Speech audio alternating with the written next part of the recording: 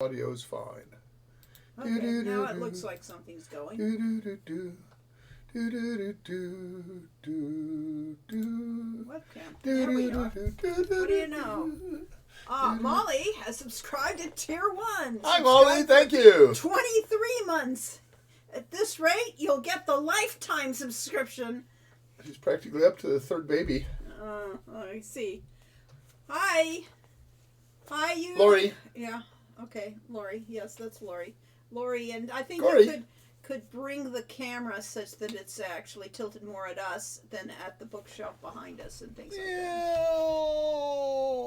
Like That's a that. little better. Yeah. So now they can read Summer Days on your T-shirts. Summer days. No ads. You. Yes. Okay. That's you. That is a you.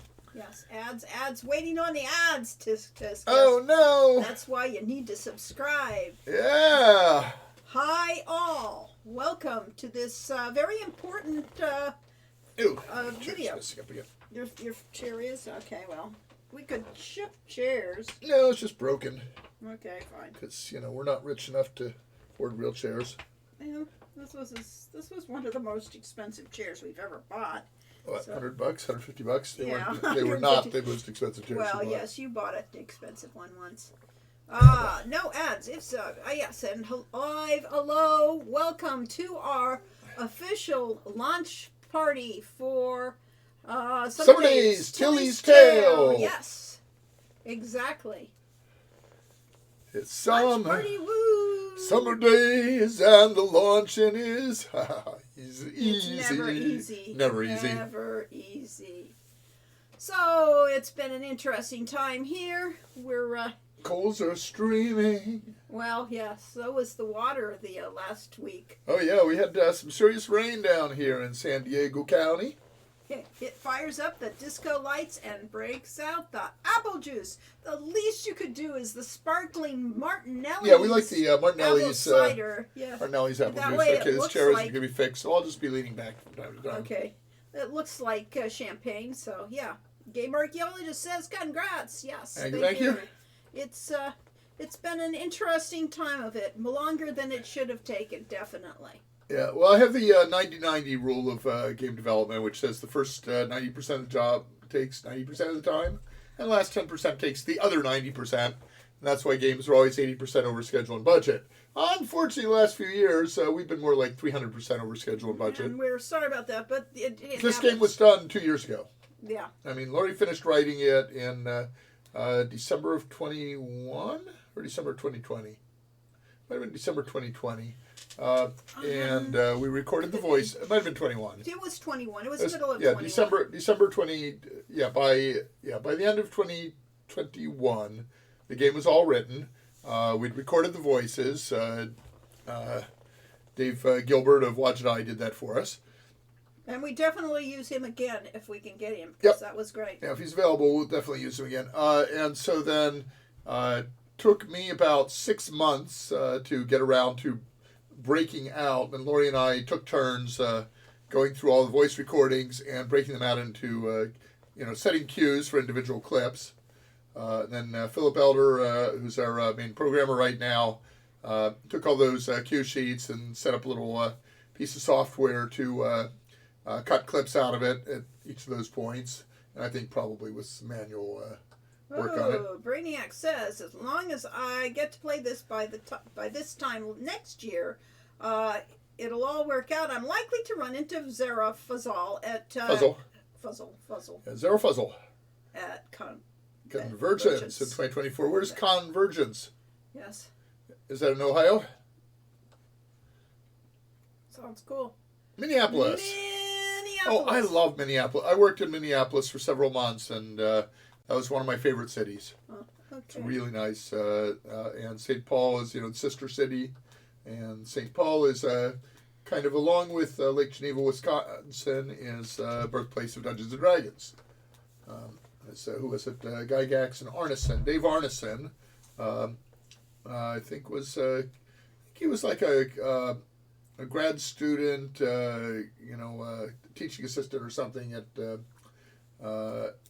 University of Minnesota, something at, anyway, in St. Paul. And they had a wargaming club there, and so he did his half of D&D there. So important place. And Minneapolis, I decided when I was up there that it had the most beautiful women per capita of any place in the U.S. And in the springtime, I'd see that all of the women were pregnant or had babies in strollers, because what else do you do in the winter there? All right. Game archaeologists, would working with Cygnus, the Williams company, in the future be a possibility? If their company picks up, I hear they might be working with the two guys in the future. Well, it's possible, but unlikely. I mean, remember that, somebody asked me at one point of, what are you game producers or game companies really looking for? And I kind of like, wait, is that me? And it's like, we aren't really game companies in the traditional sense. What we are is,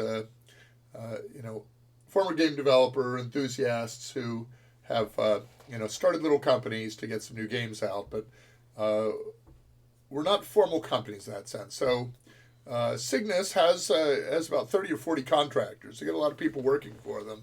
But they're really just, an effort to, because Ken Williams wanted to learn Unity and did a little experiment, and then Roberta said, "Oh, well, if you're going to do a game, you got to do it right." And so then they started, doing some real design effort in making the graphics better and, how the game flow worked and so on. So after he yaks, we did talk about it, actually. We talked about and the fact that Ken Williams was talking with the two guys' idea and maybe making another company. So we have talked it over. And I did send him an email on the subject, to which I don't think I've gotten a response. I got a very fast response to the first email I sent him, and I got some information about how their initial release went and what their numbers were like and so on. And sadly, they were kind of comparable to ours, except multiplied by the fact that that's a much bigger game than Hero U. Yep. So they put a major effort into that, and they're probably going to lose money at it. And that sort of sounds like the way indie games market goes these days. Unless you get the one sleeper hit, if you're Minecraft or if you're Shadow something Valley, what was that thing called, the farming game? Okay. Something Valley. Yeah. Stardew Valley. Stardew Valley. Yeah. So unless you're one of the few breakout indie hits like that, you probably won't make your money back from. And remember that the companies that are independent and are making money are the ones that have been doing it for a while and have a lot of games out.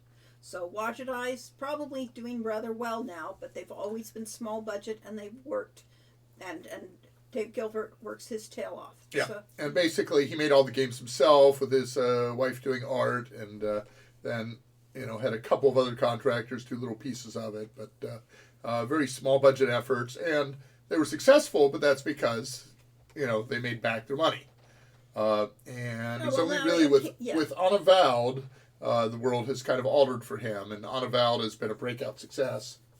Yeah, but it wasn't an overnight success. That's all I'm saying. Yeah. It took a lot of work to get there, and we have to do the same effectively if we want to get our games to really sell. But we really don't want to work that hard. No, we don't. We want to make games that are fun, and we want to have fun doing it. Yeah. Let's see. So the other reason why we not necessarily work with Cygnus is because really the biggest advantage that we had working for Sierra, besides everything, was also the distribution. That they could find a distributor and get it out to the stores where no independent company could have done it then. But nowadays, who needs stores? The stores are online. That's the right way to buy games as far as I'm concerned. If I want a game, I can go buy it. And it isn't like I have to go to the store and say, "Oh, do you have this?" No, it's either there or it's not, and you can find it. It's instant gratification. So the real advantage to being with Cygnus would be a better marketing group and more publicity, but we're getting that, so... Yeah, I think that actually if they did want to work, Space Venture is a game that's already done, but, just as we were done 2 years ago, or a year ago at least, it takes a lot to get from done to really, really done. Really, most sincerely. And so Ken and Roberta would be able to provide funding and resources to get Space Venture polished up and cleaned up a little more, so it's a more of a final thing. I don't know whether anybody could actually make any money at it, and the question is whether they care. And Ken doesn't really want to do money-losing projects. It's not in his nature. That's a loss, really. Yeah. It's not a loss, not just a loss financially, but it's a loss to everything that we are. I mean, we really want to be successful. We want our games to be loved, and we want to be loved by all of you. So therefore, if people don't buy our games, and they're effectively saying they don't love us, and then we go and hide in the corner and cry. Or you could just say it's a pride thing. Yeah, but that's the same thing. It's all about Ken wants to be appreciated. Roberta wants to be appreciated. Everybody wants to be appreciated. Well, I think we're plenty appreciated. We're just not always appreciated in dollars and cents. Yeah. And as we get up there in years a little bit, we're not actually sure that's the real main criteria. Yeah, the money isn't as important to us, and we don't mind that it might be a steady drain on our finances as long as we can afford it and don't get us kicked out on the streets. But it's hard to justify doing a big production effort, so that's why we haven't. We put off Hero U Wizard's Way. We can't afford to do to do Hero U Wizard's Way properly. Right. We would need about twice the budget of what we had for Rogue Redemption. It was about $2 million. Yeah, and we want to do it right. That's the real key. There's no point in doing a half-assed job.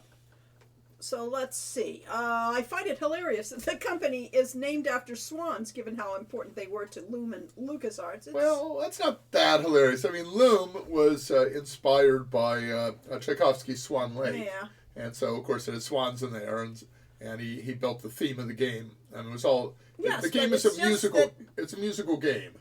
And he built it against one of his favorites. Yeah, but he's saying, why did Ken Williams choose Cygnus when it really is something he associates swans with LucasArts? It's possible that they also like Swan Lake, but in any case, Ken and Roberta are boaters, and they have a small yacht that they sail around the world on. It's not a cheap yacht, just a small one, and their boat is named Cygnus, so they named the company after the boat. Yes, it's after the boat, not after the game. A boat named for a swan sounds pretty appropriate, doesn't it? Mm-hmm. And it's a pretty name. Right, and it's Elnith? Enithel. It's hard for me to read. Yeah, that's an I. It's Enithel. Okay. Enithel.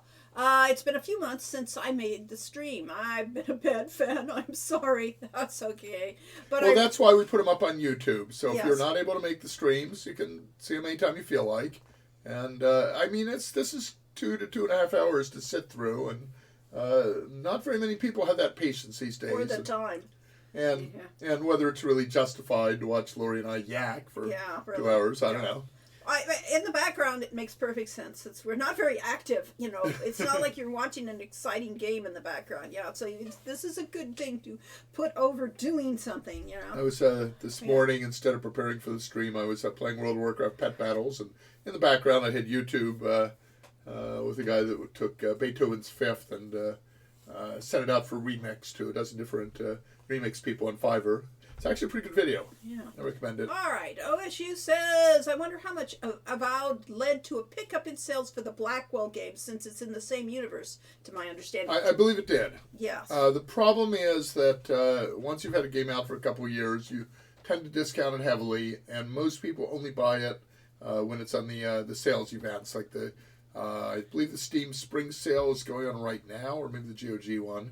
Anyway, they're right about this time as the spring sale, and then there's the summer sale, and then there's the Halloween sale, and so on. That's the only time people buy games. Yeah, might be a pickup in number of people, but the return on the individual game is not that high because it's all heavily discounted. Although the oddball, whatever the word I was looking for, results of the fact that people only buy games in the sales. Somebody asked me in Quora, they said, is it true that, I can't remember the exact phrasing, but it was effectively, in these sales, when people lower their prices dramatically in the games, do they lose money on these because they're selling it so much cheaper? And the answer is yes and no. On each copy of the game, you're getting a lot less income.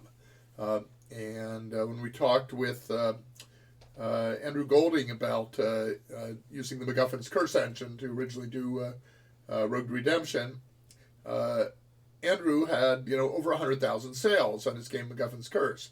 Well, it turns out that most of those sales were when it was included in a Humble Bundle, and in the Humble Bundle, each developer only gets $1, if that. So he gets maybe $1 a game for being on there. So sold 100,000 games, and I kind of multiplied that out and said, well, if they were all at $1 each, that's $100,000, and it's well and good for one person making a game, but it's not so good for a team. Does not pay for a team or a company.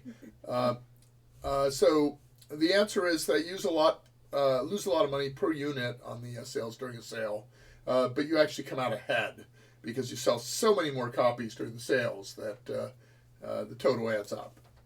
In theory, yes. To a degree. Yes. And OSU says, don't feel like a bad fan unless you don't buy Summer Daze, of course. Indeed. And done is different from polished. No half-assing, only the whole ass. Ah. Correct.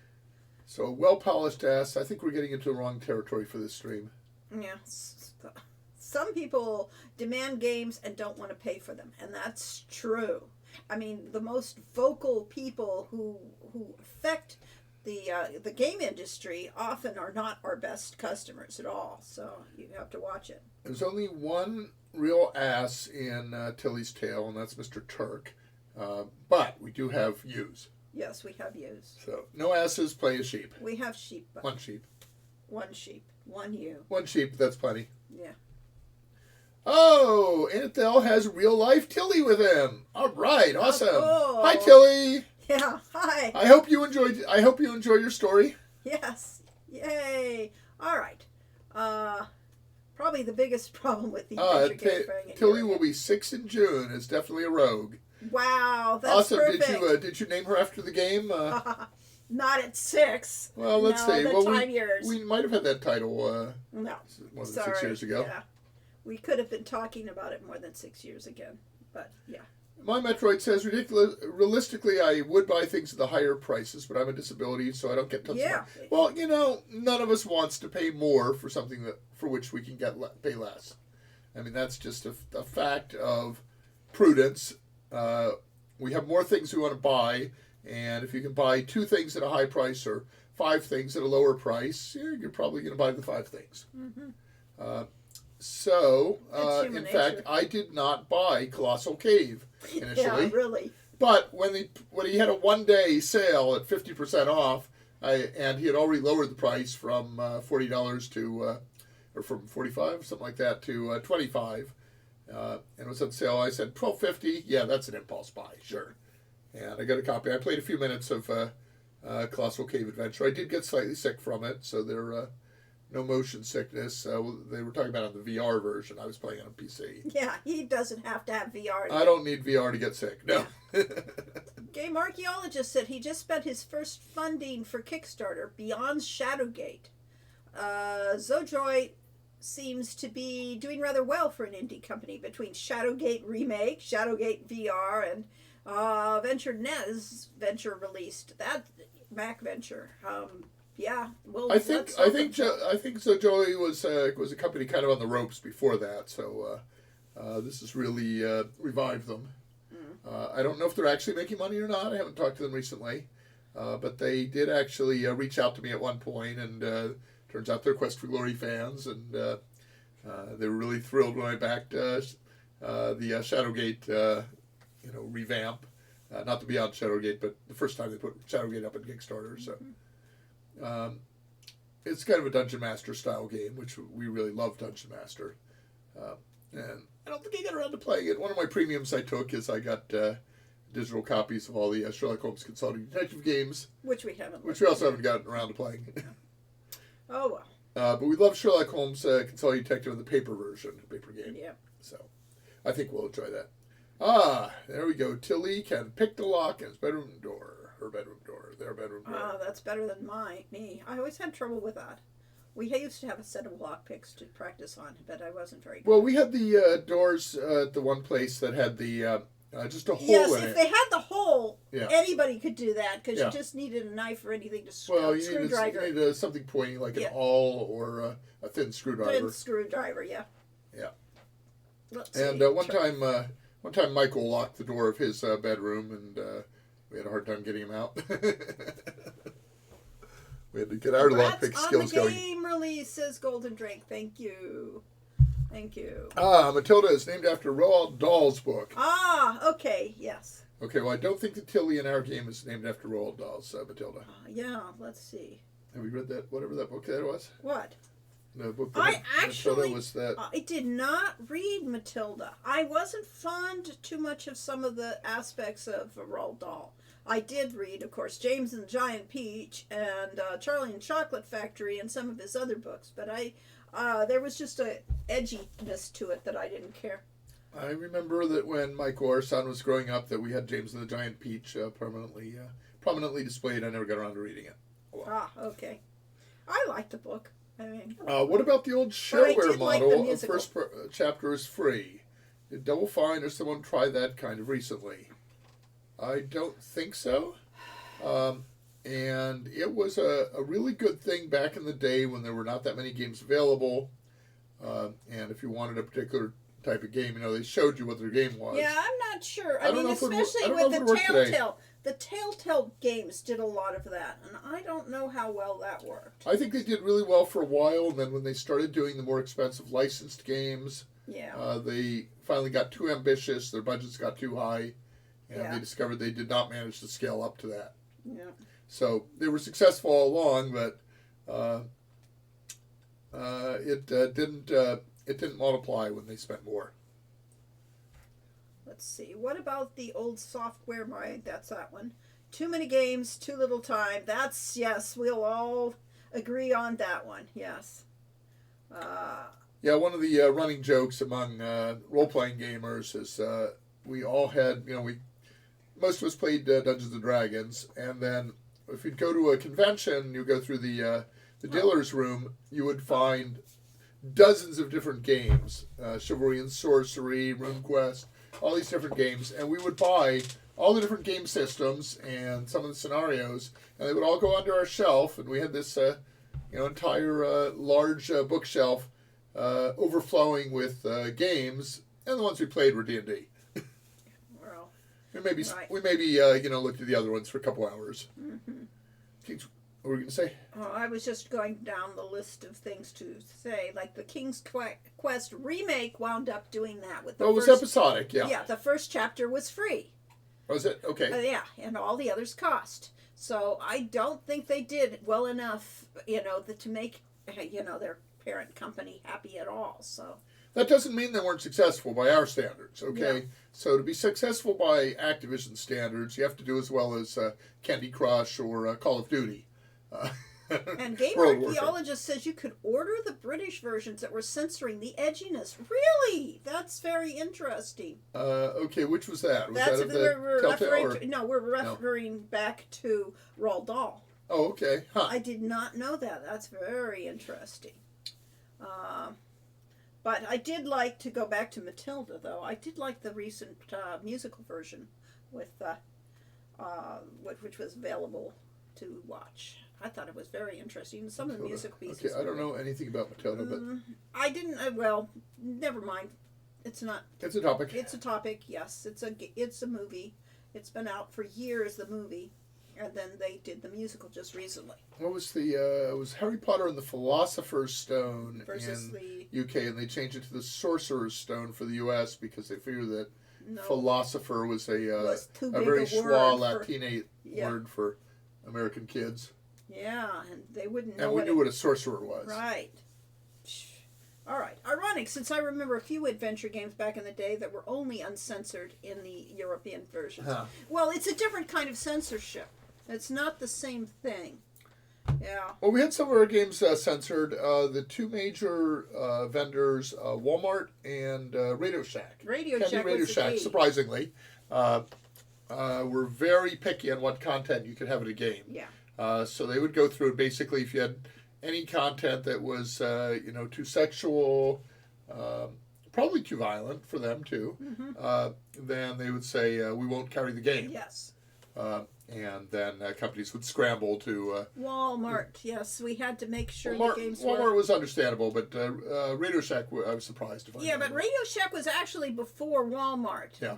So, because Walmart wasn't, wasn't a thing originally. Right, wasn't carrying games. But yeah, so the first one we had to deal with was the Tandy company trying to make things... yeah. I used to have shelves the size of those behind you, entirely packed with different RPG books. Yeah, so did we. These are not our RPGs. Okay, we got so most of ours. in Michael's bedroom, his closet had wide shelves, or about twice the width of these individual shelves, and had 2 shelves like that. And they were deep. They were very deep. They very were deep enough to have an old-fashioned television, which we had there for a while. Yeah, and so we had multiple rows of games there, but that wasn't the library. The other room was the game library, and Michael's former bedroom, and that got turned into an office for a friend of ours, and he had shelf after, wall to wall, shelf after shelf after shelf full of game stuff and comic stuff. All right, let's see. Fahrenheit and Culpa Innata, for example. Okay, I don't know those. Yeah. But yeah, American Dumbo, yeah, definitely. We're so or at least our publishers think we are. Was the Quest for Glory 5 censorship to please Walmart, or just because Craig Alexander didn't like it? Craig wanted it to be he just family. If he didn't want the reviewers to catch on to the sexiness, so it's like, oh well. Yeah, we figured that by the time you got up to the Rusalka or to those some of those things, it wasn't 4. You were into the 5. I know 5, and by the time you got into any of the salty stuff, it was way past anybody that's casual. In his period, the Rusalka probably would have been censored out. Yeah, who knows? Because again, the Rusalka could have been censored out definitely. If anybody took a look at our games at that point, it was only Quest for Glory 5 was the only one that a person in administration of the company actually looked at our games. So Molly Metroid had every book for 4th edition D&D, for Legend of the Five Rings, 3rd and 4th editions, most of 1st and 2nd, a bunch of 3rd edition D&D, etc., etc. And our friend Jim had every book that was ever published for 2nd edition. Jim basically made a deal with somebody to get all the stuff. It was like a comic and gaming store down in Fresno. And he had gotten not Fresno, down in LA. It was the Fresno one. And then every time they got in... but before that, he had gotten all these things from a deal with the comic book store that went out of business. He got all their D&D stuff. So he ended up co-owning the comic book store. There was 10th Planet, I think. Yes. 10th Planet in San Jose area.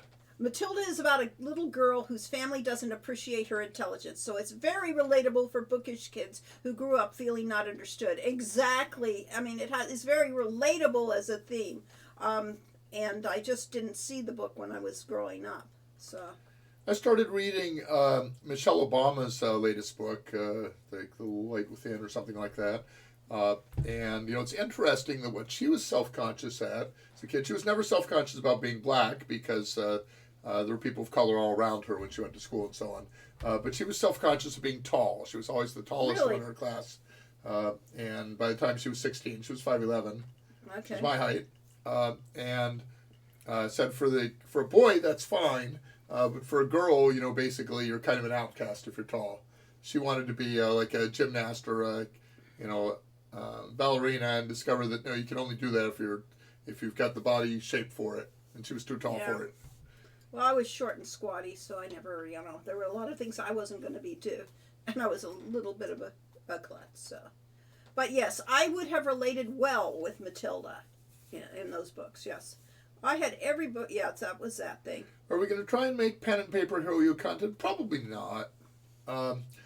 I do have I started out with a pen and paper game, which is called Tower of Indomitable Circumstance.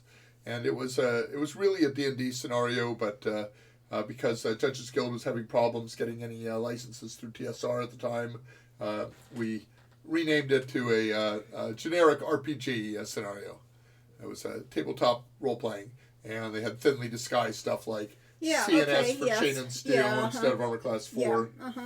Well, we have the version of... Anyway, so that's coming out again.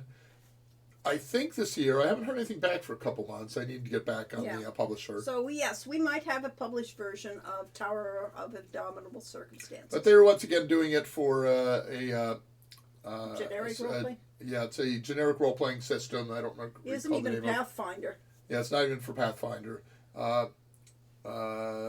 So they have the reasons for it, but we'll see how well it does. Yeah. So to whether we would make a pen and paper Euro U content is an interesting concept. Bringing it up like that because after all, we may never be able to do the Hero U series as opposed to Summer Daze series, but there are alternatives to how we tell that story, whether by a book or whether by actually doing an RPG a game about it, which paper game. That's an interesting idea. Yeah. Now, Lori did start making a board game based on Hero U called Steal or Deal. Yeah. And got fairly far along in that, but we just, we're not part of a tabletop gaming community, and so we didn't have a way to play test it. So it kind of went off the side shelf. Yes. We could actually go back into something like that. We'd really want to have a gaming group to play test it with. Yeah. It's hard to get those things polished if you don't actually have anybody that can play it. So Tower of Indomitable Circumstance started out with, I was in a D&D group in Chicago where I was working temporarily, and they occasionally rotated Dungeon Masters, and late at night in my hotel room I came up with the idea for that, and I just basically spent like 6 hours staying up far too late writing up this scenario, and then ran it for the group the following week. And they really liked it, and so I said, oh, maybe I should try to make this publishable. And so I talked to Judges Guild and sent it to them, never heard anything back. So about 4 to 6 months later, I said, well, are you going to do anything with my scenario? I said, oh, were you submitting that for publication? I thought you were just sending it in. We've all been playing it and love it. So that's how professional some game companies are. Yes, most game companies. Really, Molly says she could get us in touch with tabletop role PJ communities, and Molly moderates a few on Discord. Yeah, hey. That might be the way to do it. I'd have to go back and look at what the rules were. It was a little. There were too many various systems for it. I probably needed to simplify it, but it was a direct. Playoff of Road to Redemption, and in fact it takes the characters from Road to Redemption and puts them in a clue slash... Yeah, kind of a clue style game. Yeah. Slash what? What was the other game that was like? Kind of like Clue. Well, yeah, Clue.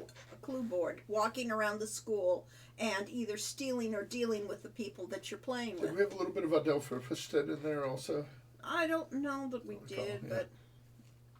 Yes, expand the universe with add-ons. Exactly. Yeah, it was kind of like some of the more recent Euro games in that if you land another character, I think in Clue you kind of can ask a question, then you can send them. Well, so it's like if you landed on Colonel Mustard, you could say, okay, well, Colonel Mustard in the conservatory with the lead pipe. And that would effectively teleport them to the conservatory. So if they were trying to get to a room far away from there, you might delay them. Okay, so we have that aspect, but in our case, it's a steal or deal. A little bit of Cosmic Encounter, actually. That's true.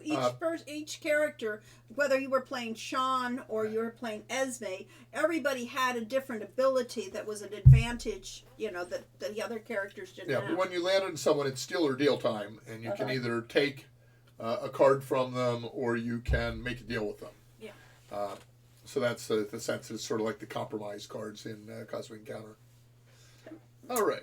So that's what we. So it's an interesting game. I'd like to work on it some more, but the problem is, I'm in particular a little bit on the lazy side. Well, it's also energy. I have a tremendous energy for getting things started and very little energy for actually getting them finished. Exactly. Unless there's enthusiasm, unless I've got some, something to build push on. me. Yeah. The minute I come with a discouragement, it's very easy to let things drop and slide. So one of the strengths of working for Sierra, even though occasionally we were just really burned out and frustrated with them, but the advantage of a company that had really tight schedules and deadlines, you had to finish the project. You could not, let it slide. sort of.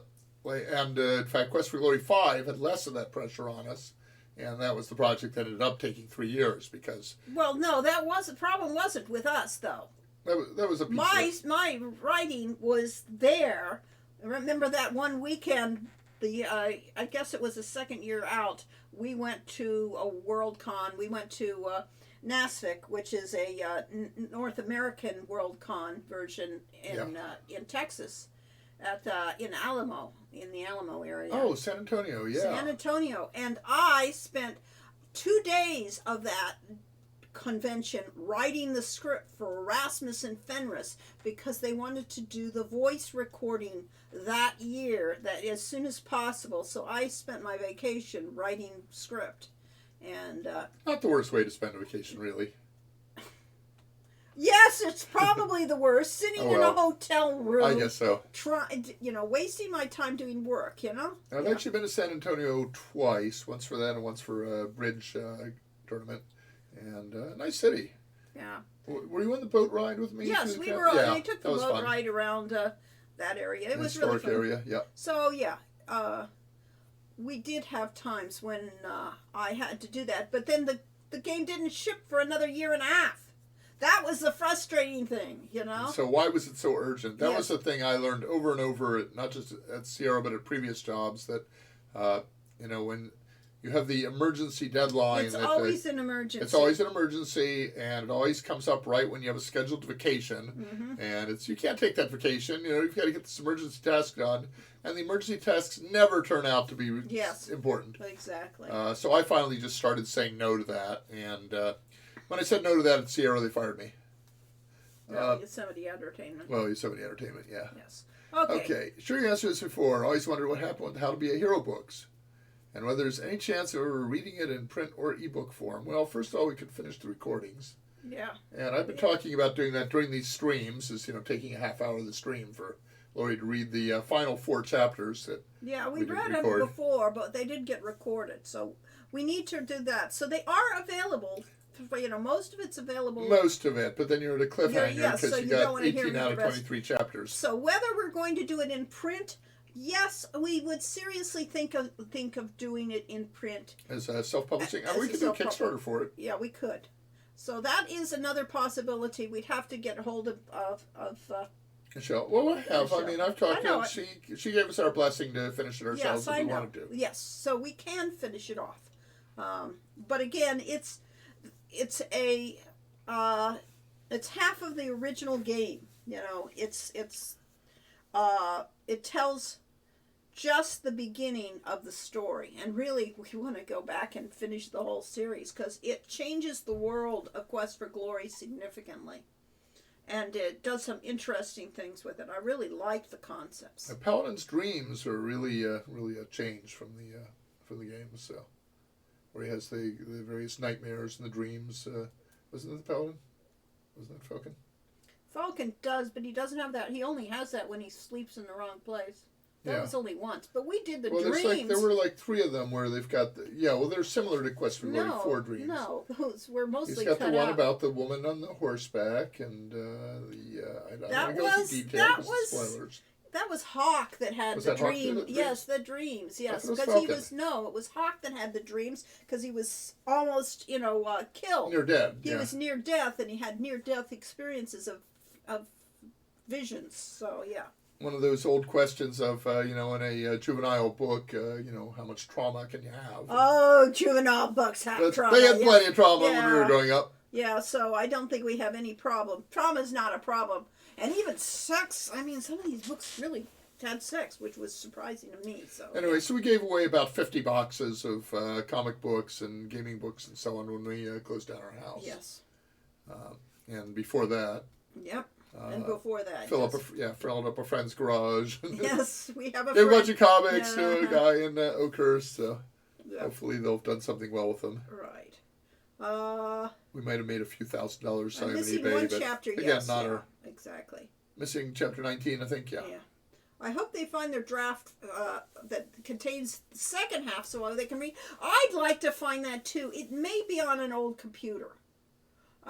So yeah, I would like to find the first draft of the book, which had the whole story in it, but it was just longer than Harry Potter, and it wasn't. I might have that. I don't know. I haven't found it. So yeah. I like vacations where I don't do stuff sometimes. Yeah. It would be nice, wouldn't it? Sort of, but you know, there's this concept of a party, and some people really love parties. And I used to go to parties and be bored out of my skull. So the parties I really enjoyed were like Mensa parties, where you're like, you know, having, weird philosophical discussions, you're playing chess or something like that, or ones where I could sit there with a guitar in my lap and, play guitar. And otherwise, small talk and stuff, boring. Yeah, really. So not party people. So let's see. So Summer Daze, Tilly's Tale, which we could come back to. The reason it took so long was multiple reasons why it took so long.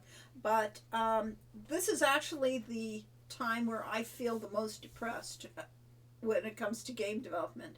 It's when it's just released. And now it's the anxiety of all the people that won't like the game and are going to say, well, this wasn't what I wanted, and things like that. All those things just tear at me. You know, it's like... Whereas I've been depressed for the last month because my job is at the end of the project to get publicity out so that the game will actually sell, and I just haven't had the energy to do that. Mm-hmm. There have been a couple little distractions in our lives that maybe had something to do with that, but those are all excuses. So I'm beginning to wonder if, with 2 games in a row being horribly late, maybe that's just our new norm. It is our norm, but I don't want it to happen on a Feo's game, and so... I'm working on a Feo's game. I want it out. Our art is mostly done, so it shouldn't be, there shouldn't be any major blocks other than work ethic on my part. So Rubisek just came back from a trip where I visited, amongst other, Kronberg Castle. It's the Spielberg Castle in my mind, and of course the question is... by the way, it's Spielborg rather than Spielberg would be Play Mountain or Game Mountain, and this is Play Town, so that's why it's Spielborg. But Spielberg Castle, if you think about it, is really tiny. You've got a wall around it. You've got the main keep. Well, that's only because reality. Yeah, you've got the barracks, and then you've got the stables. Mm-hmm. So Hero U Road to Redemption is set in a much bigger castle. Yeah, I think I would like to see Quest for Glory 1 Spielberg look like, for instance, what they did in,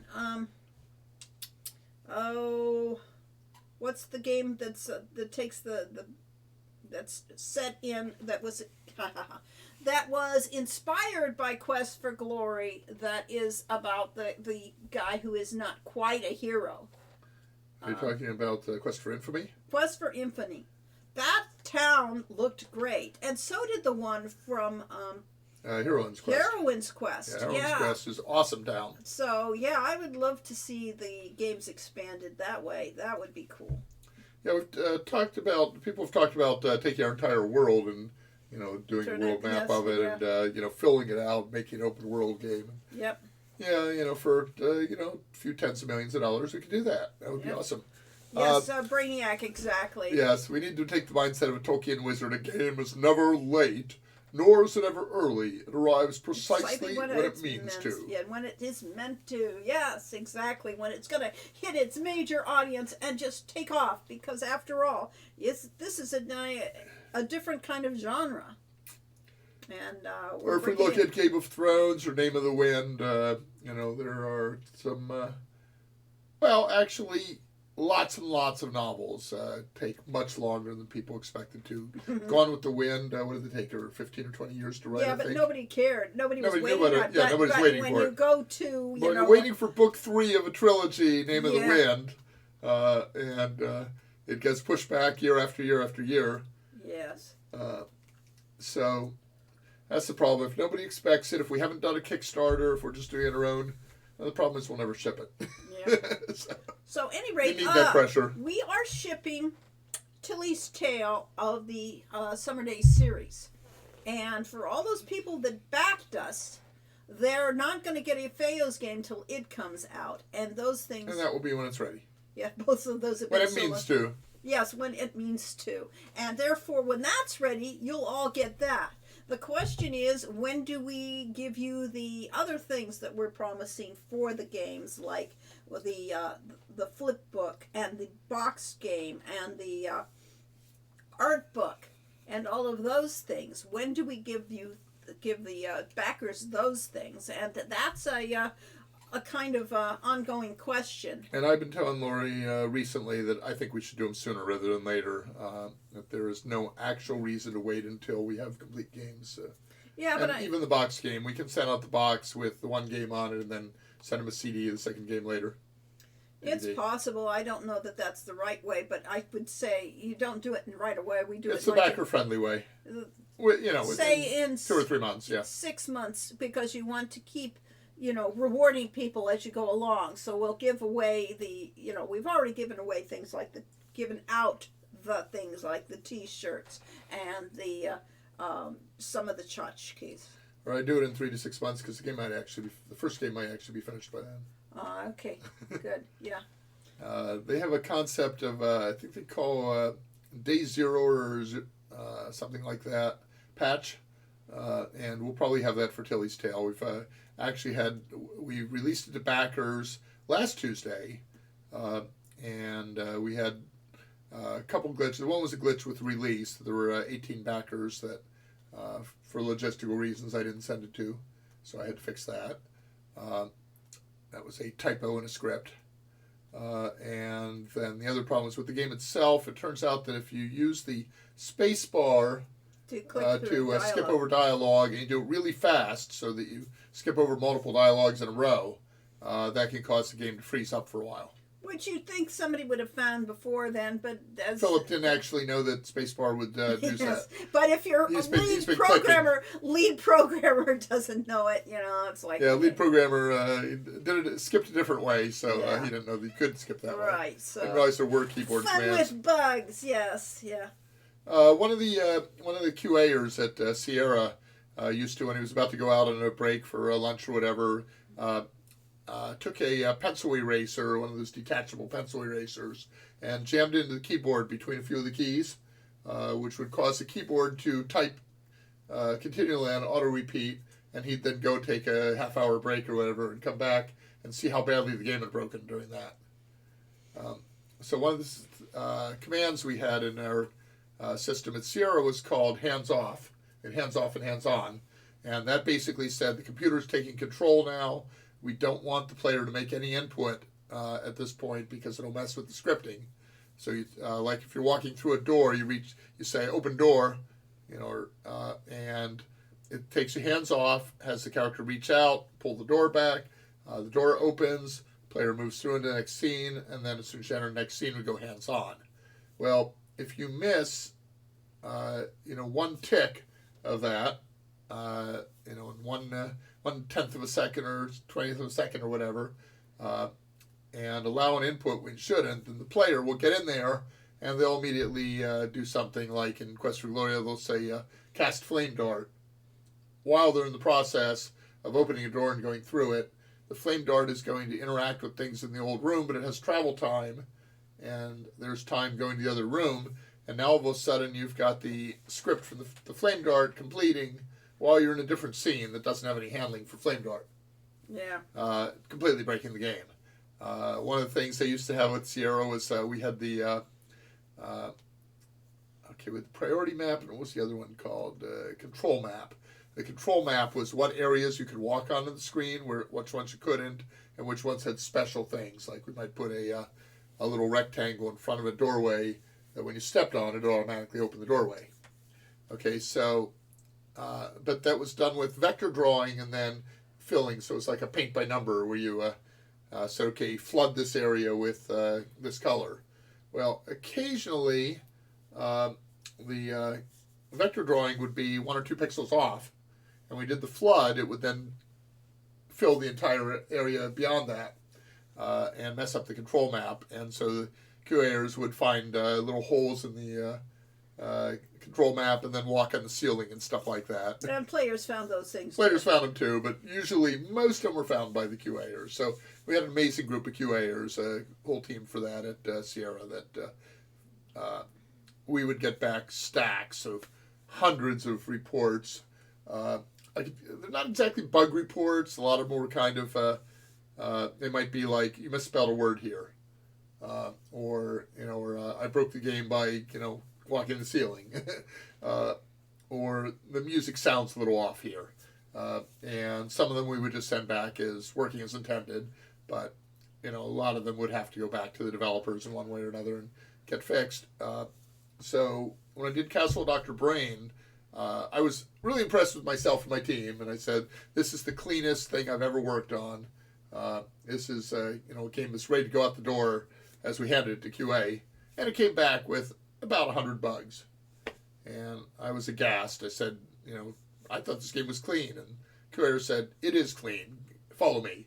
Took me into the QA room and pointed to a filing cabinet where there was a stack of papers on top of this 4-foot-tall filing cabinet reaching almost to the ceiling. And he said, that's the current bug list for the current, I think it was Police Quest that was going on. And he said, no, your game is completely clean, but that means we found 100 issues with it. That's a tiny number. And in fact, we had that out a few weeks later. I once walked through the healer's table in the VGA version of So You Want to Be a Hero. Oh, there you go. Yeah. Yes, indeed. That happens all the time. World of Warcraft, multi-million, multi-$100 million game. And for close to a year, every time you went to the Legion Hall for Death Knights, it's on this floating castle kind of thing. If you're on the upper story, your feet sank about a foot into the floor. And, that is something you would think would be a very easily fixed mesh issue. And it took them a year to fix that. Yep.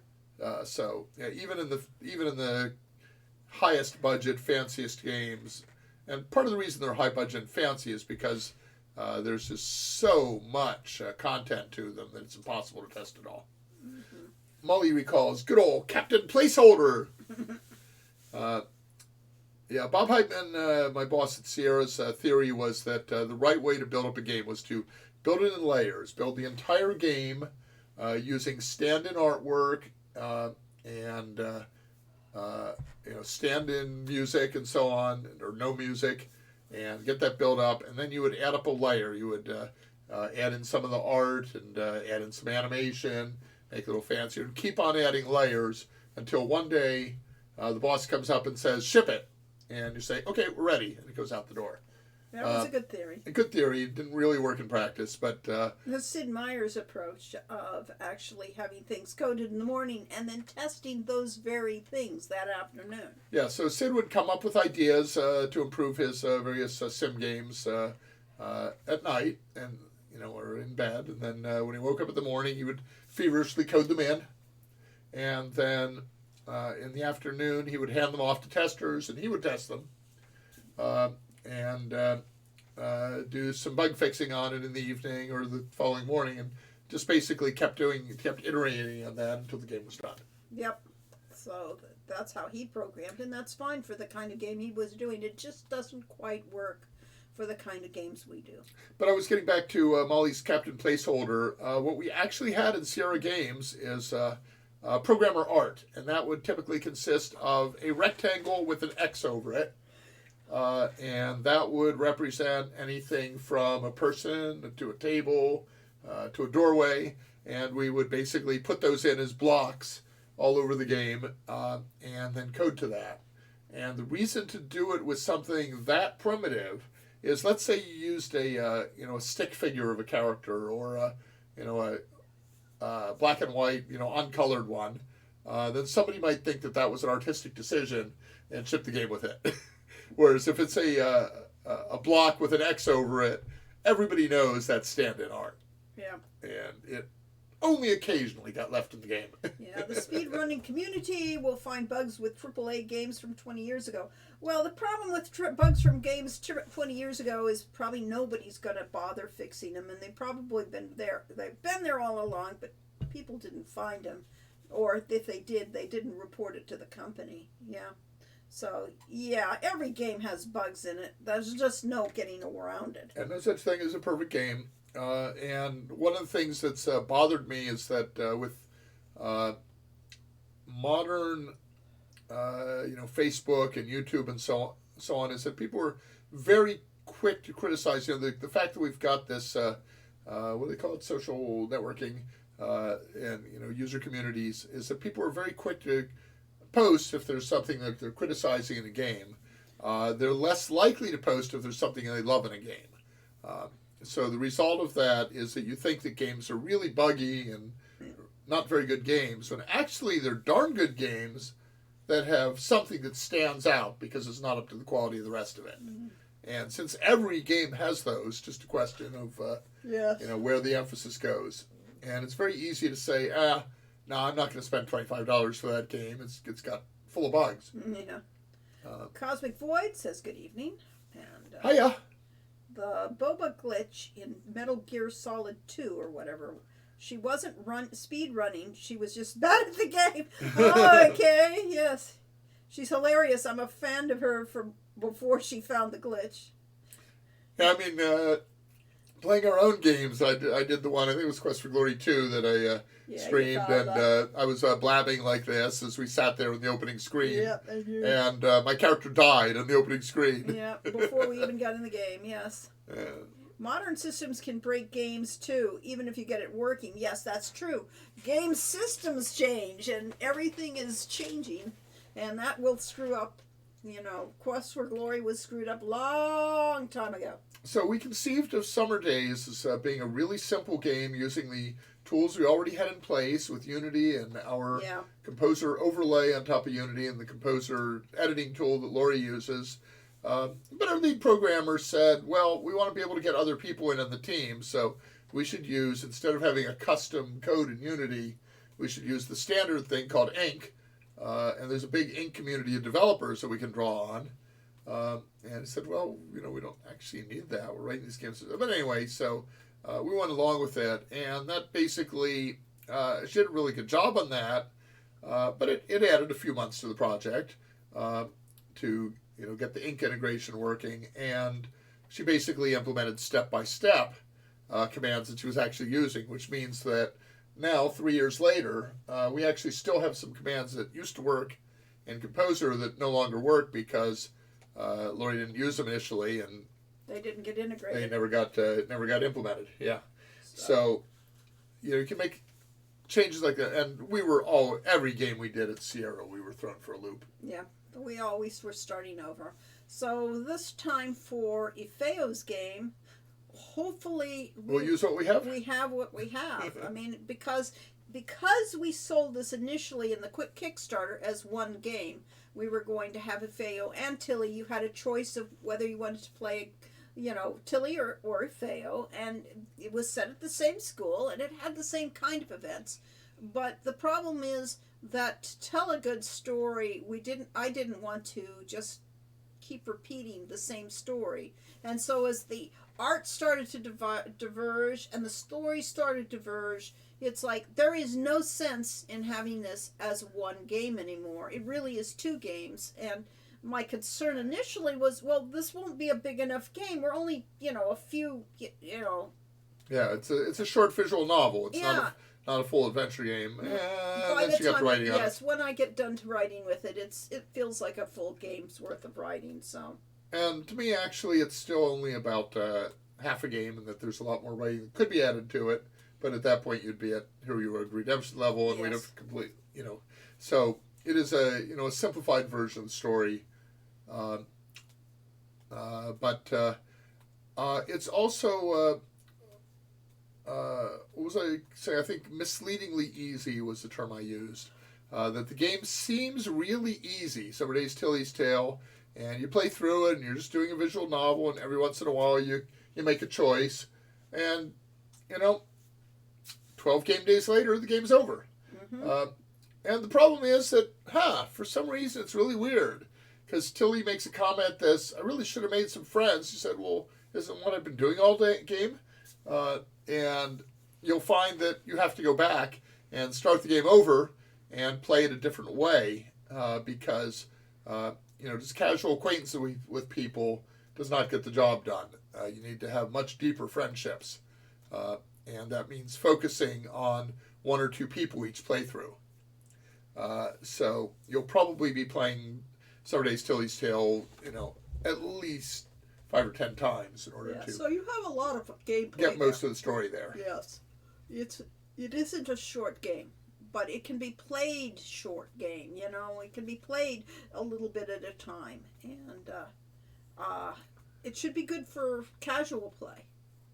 So Molly Metroid says she was a huge fan of Inkle very early. They did adaptations of fighting fantasy game books initially, and she grew up with the books that they adapted. So we actually found those a little bit too easy to die in the games, and that kind of breaks the suspension of disbelief.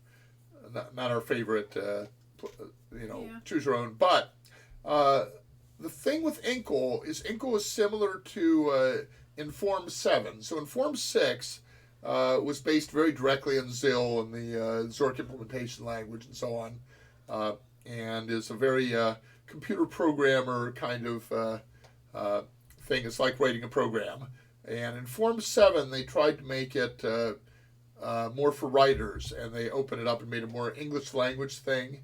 But once again, it's misleadingly easy, because in Inform 7, you write something that is perfectly good English, but is syntactically not correct, and it won't work.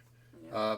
And so Inkle, to me, is the same way, is you've really got to learn the development language of Ink in order to do stuff in Inkle. Also, their editor crashed a lot, so that was a problem. So what Sydney did is she turned Composer into an editor for Inkle scripts that doesn't crash and is very reliable. But Inkle, it's actually working directly in Inkle, takes out of the story too much. You're sitting there thinking about what's the syntax of, how to do these conditionals and so on. Composer, obviously at some point you have to do all that, but you can write all the text of the game and go back and put in the conditionals and say, okay, this one occurs in these conditions and so on. Yeah, that's not how I do it. Not how you do it. How do you do it? I literally do. Okay, You program it. I program it, but then that's fine. I'm very fond of the program myself. Initially we did not think that Composer, our scripting language, would be that robust. But when it got... And it wasn't. It wasn't. Well, but... It was very simple. Very simple but to start with. by the time our programmer on it, what was his name? Which one was it? The third one or the fourth one? No, the one that really made Composer. Now you're putting me on the spot. I know, but it's on my spot. Rob, Florida. Your associative memories. Wasn't Rob Alexander? It was no. Any rate. Anyway, he gave me a robust language that allowed me to do programming effectively. It meant that I could get all the conditionals. I could add the conditionals, and so therefore, virtually, I can program my own game. Yeah, and as we worked with him and went through the process, he said, okay, we need to. Now, what I had envisioned originally, first of all, was something similar to the message editor that we had at Sierra, that was more like a spreadsheet. But what I had envisioned originally was that we would have, a core menu for a given situation, and that we could programmatically say, add this to the menu as you're going along, so that under a condition you would say, okay, now the player has learned the password to enter the door, so we would add on a menu item that says, say the password, plug. And it didn't end up that way. It was much more structured, and you would have to have the menu was there. But what eventually got built into the language was the idea that for every menu item, you could set a conditional as to whether that appeared in the menu. So instead of adding and subtracting things from the menu as you went, you could have conditionals that say, don't show this, do show this. And if you don't show it, it's not on the menu. Right. So therefore, you can have things where you cannot say the password unless you've actually learned the password for somebody else. So that was the important thing. It gave me control, and that was what I really wanted on my games. It's meant that the programmers are, aren't that necessary. They are necessary. They're absolutely necessary, but they build the framework. Right, they build the framework. Lori they makes put the the game. pieces in it. I don't have to worry about somebody interpreting my thing and having to rewrite all this stuff and put it into the game. The game pulls from the composer, puts it into the game, and there's, it's very straightforward and smooth. So what the developers, the programmers do for the games is stuff that we didn't actually necessarily give them credit for. So Lori thought she had all these things. She had the dialogue for situations, and I put in the role-playing system and so on. For Rogue to Redemption? Yeah, for Rogue Redemption. Yes. And then we had a short-time developer come in, Carolyn, and Carolyn went into the practice scene, or the practice room where you've got all the sports equipment type thing, the gym equipment in the castle, and she went in and started choreographing it. So when Lori would move actors into place. Yeah, so Lori had dialogue that basically, the characters are interacting, and Carolyn had them emote as they were talking, and had, a character walk in from off screen and stuff like that, and basically added all kinds of choreography that we hadn't even thought about scripting in. No, because we were going to have a very simple, very, very traditional game. But if you were making a film, you would have to have, this different camera angles. And the minute she did that, it's like, oh yes, that works. That's really good. And now we'll have to do it elsewhere. Yep. So we ended up building all kinds of things like a camera zoom and various 3 types of fade outs and a ton load of vignettes, and as vignetting, opposed to the what we were going to do is for things like, oh, I'm going to practice. We're just going to black out and come back in after he's practiced. But now we have all that animation, or if we don't have animation, we have all the vignettes. And I think it really made the game. Yeah, I was going to say it's a unique game. Yeah, the problem is it made that scene 10 times better than it had been. Yes. And at that point, we had to go back, and every other scene that had already been developed, we went back to the developers and said, okay, here's what we need you to do with them, add more stuff. And pretty soon the entire game got to that level of complexity. The schedule ballooned, the budget ballooned, but it made it a better game. In Tilly's Tale, the same kind of thing happened. It was going to be a simple game with just a few interactions, and then boom, you're done. But it didn't happen that way. And so therefore, I don't write things simply anyway. So it's a really complex game with a lot of different characters. So I'm really pleased with it. But yeah. So it's kind of like, authors sometimes talk about how a character in the book takes over and writes the story for them. And so they end up with a different story than they set out. And, game processing is dynamic. Game development is a dynamic process. And the developers on the team and the way the game starts looking as you're going, you're playing through it over and over again as you do it, and you say, this doesn't feel right. So the one scene that we never quite got right in Hero U, but it's 100 times better than it started, is the interaction with the quirk and the thief in the school. And there's a whole section of the game in there that just didn't feel right. And we kept reworking it and adding features to it, and Lori rewrote some of the dialogue and so on. It's still not right, but it's better than it was. Mm-hmm. Inethel says we had the Fighting Fantasy books, the paper ones, in Hungary. And she was almost the only girl in her class who read them. It was considered a strictly boys' activity then. Yeah, well, I fought that all my life, too. I mean, I read all the science fiction and fantasies. I didn't fit in, very well with the conventional girls' image. She played Arizona D&D with a group that everybody else was male. Pretty much. And mostly younger than her. Yeah, well, younger than me by, a few years. A couple of years or so, yeah.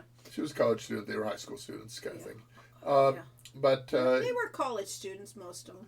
Yeah, when in the 80s and 90s, the common thing, especially with the console games, but even with computer games, is the idea was that only, preteen boys play games. Mm-hmm. And Oh yeah, I mean I'd go to the D&D conventions, and we always had a panel of girls at D&D, and it was you know uh, it was a regular panel every year. I'd be on that panel, and we'd talk about the prejudice and the things of going to conventions and playing D&D with all the guys, and then and the only few women that actually came to play.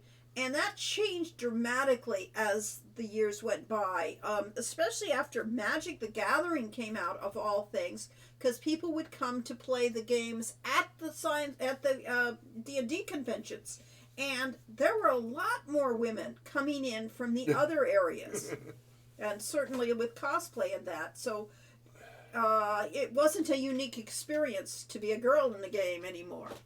And OSU says if anyone who says science fiction is boys only, I say 3 words: Mary freaking Shelley. Yeah, I know exactly. But it's the big change in our time was, which may have been before a lot of your time, but in our time was Star Wars.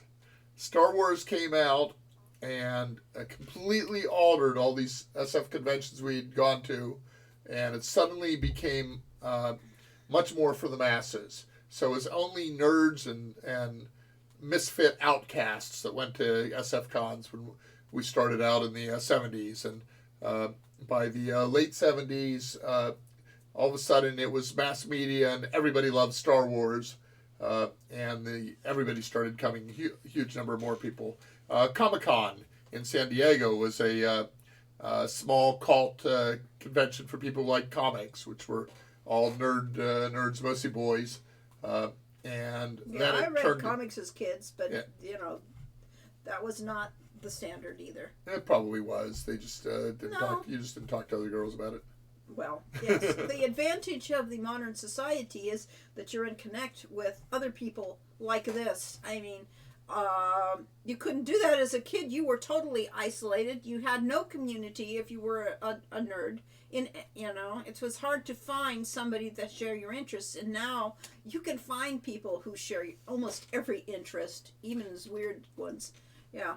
So now our version of effectively what we're doing here on Twitch and eventually on YouTube is we're speakers on a panel at a convention, and you all are the convention attendees, and the way that you interact with us and with each other through the chat and in between sessions of Discord and so on is like attending a convention.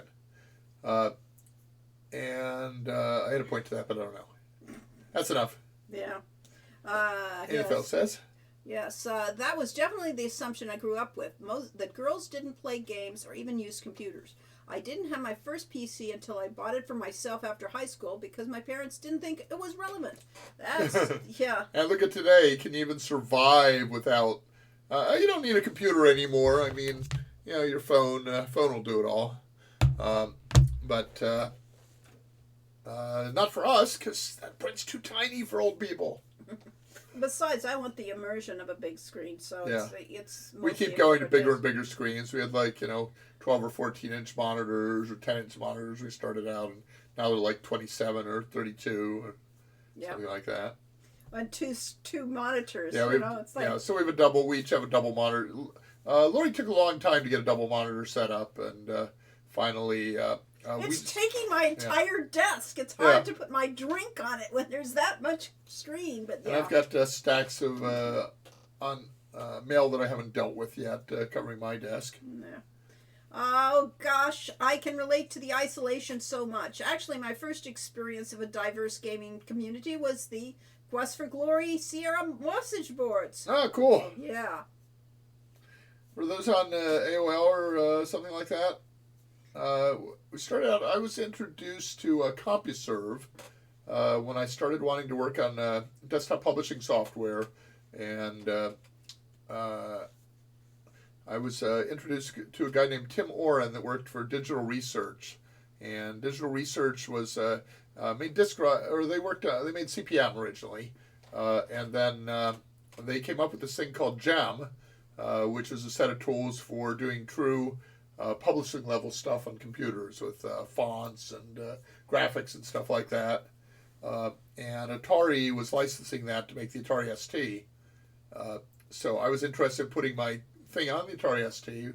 Thought I'd get on the ground of a new computer, and was, introduced to Gem. And they said, okay, well, you need to get onto CompuServe. And there was a forum on CompuServe where people discussed Gem and so on, and where I eventually learned that Atari didn't actually have Jam. They had an early beta version of Jam, and then they hadn't wanted to pay digital research for it, so they canceled the contract and never got the full version of Jam on.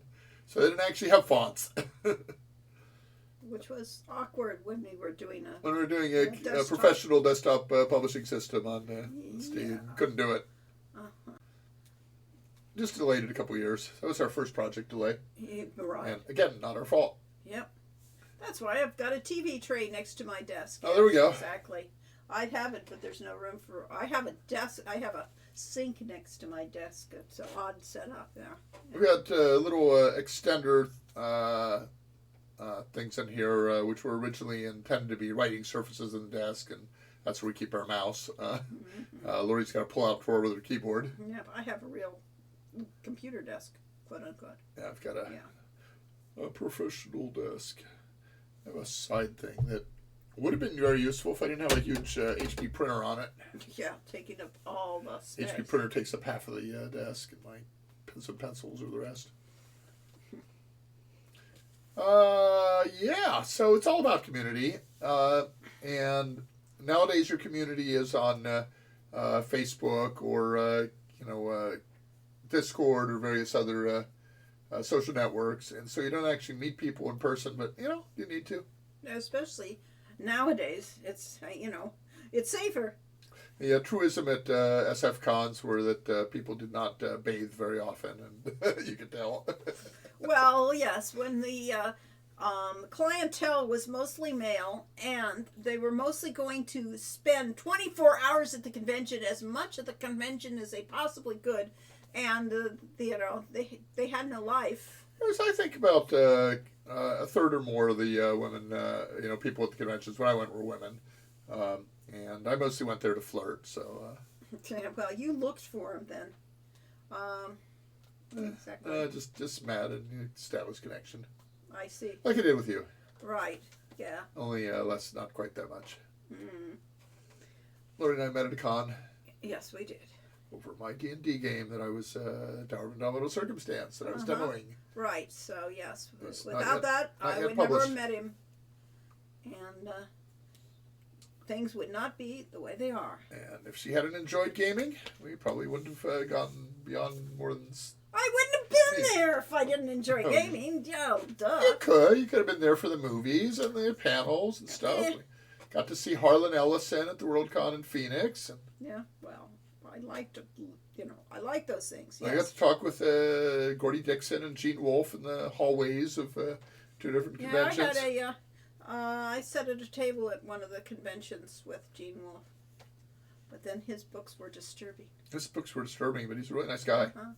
Yes, I prefer to meet in person, but it's hard to come by around here. Yes, exactly. Lockdowns showed to me that virtual hangouts don't cut it, but despite my prior belief that I would have preferred it interesting, yeah, it's not the same thing, definitely. Well, I have a personality problem that makes it hard for me to fully benefit from SF cons because whatever I'm doing, there's always something else I think I want to be doing or should be doing. So we went to a WorldCon or a NASFIC in Reno, Nevada, and part of the problem was Lori's car started having problems with the way we lost our lights at night driving into Reno, and so I spent half the convention running back and forth to the car dealer getting it fixed. The other half, it turns out there was a bridge tournament in my hotel, so I decided to play one session of bridge, and my partner wanted to play 3 more sessions, so I didn't see much of the convention. But even at a con, it's like, okay, well, do I go to watch a movie? Geez, well, I could, see that on TV or something later, and meanwhile, I'm tying up for 2 hours when I could be going to folk music, or I could be going to a panel, listening to my favorite authors or this and that and the other. And it's, just too many things to do, not enough time to do it. Yeah. I did have a friend talk me into flying out to a convention in State College, Pennsylvania, kind of in the middle of nowhere one time. And we ended up spending an evening there, going out to a local theater to watch Rocky Horror Picture Show with all fans that were all clued in to throw the confetti at the right point, and flick their cigarette lighter or candle or whatever. And, there's a light scene. That was a huge amount of fun, but wasn't much about the con. Yeah, it's an experience, and, definitely. 4 hours of flying each way to 4 hours of flying to go to that convention. Yeah, something like that. Oh, yikes!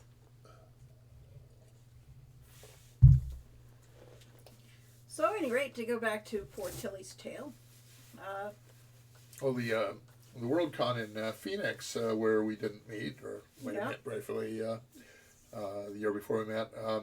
The airline lost my luggage and including my guitar, and I think sent them to Pittsburgh instead of Phoenix.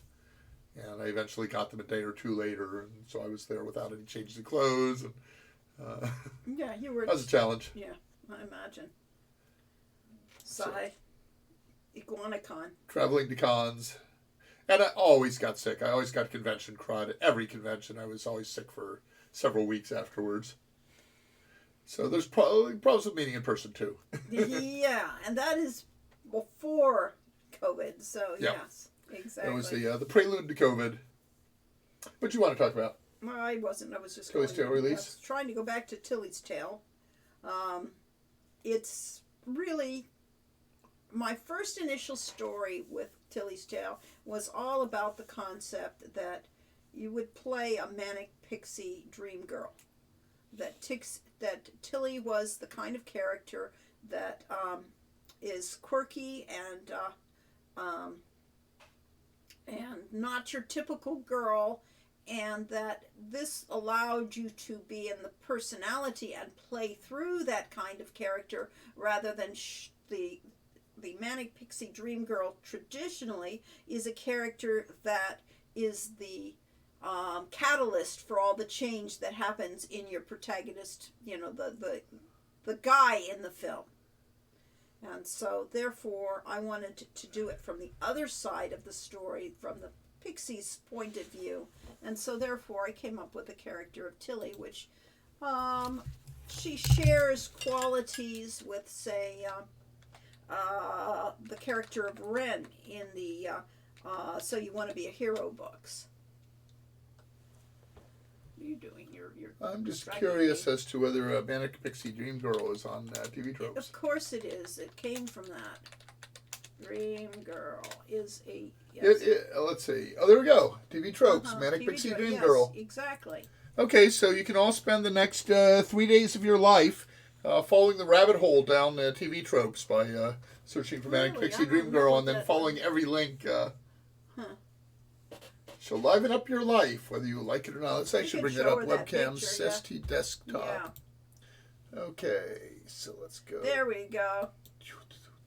Let's say you're a soulful, brooding male hero living a sheltered, emotionless existence. If only someone could come along and open your heart to the great, wondrous adventure of life. Have no fear. The Manic Pixie Dream Girl is here to give new meaning to the male hero's life. She's stunningly attractive, energetic, high on life, full of wacky quirks and idiosyncrasies, generally including childlike playfulness, often with a touch of wild hair dye. She's inexplicably obsessed with our stuffed shirt hero, on whom she will focus her crazy antics until he learns to live freely and love madly. Yep. There's a lot of movies that took that character and turned it into things like film, live action. Yeah. Yeah, Amy Adams in Enchanted. Exactly. Oh, what was the famous one with the...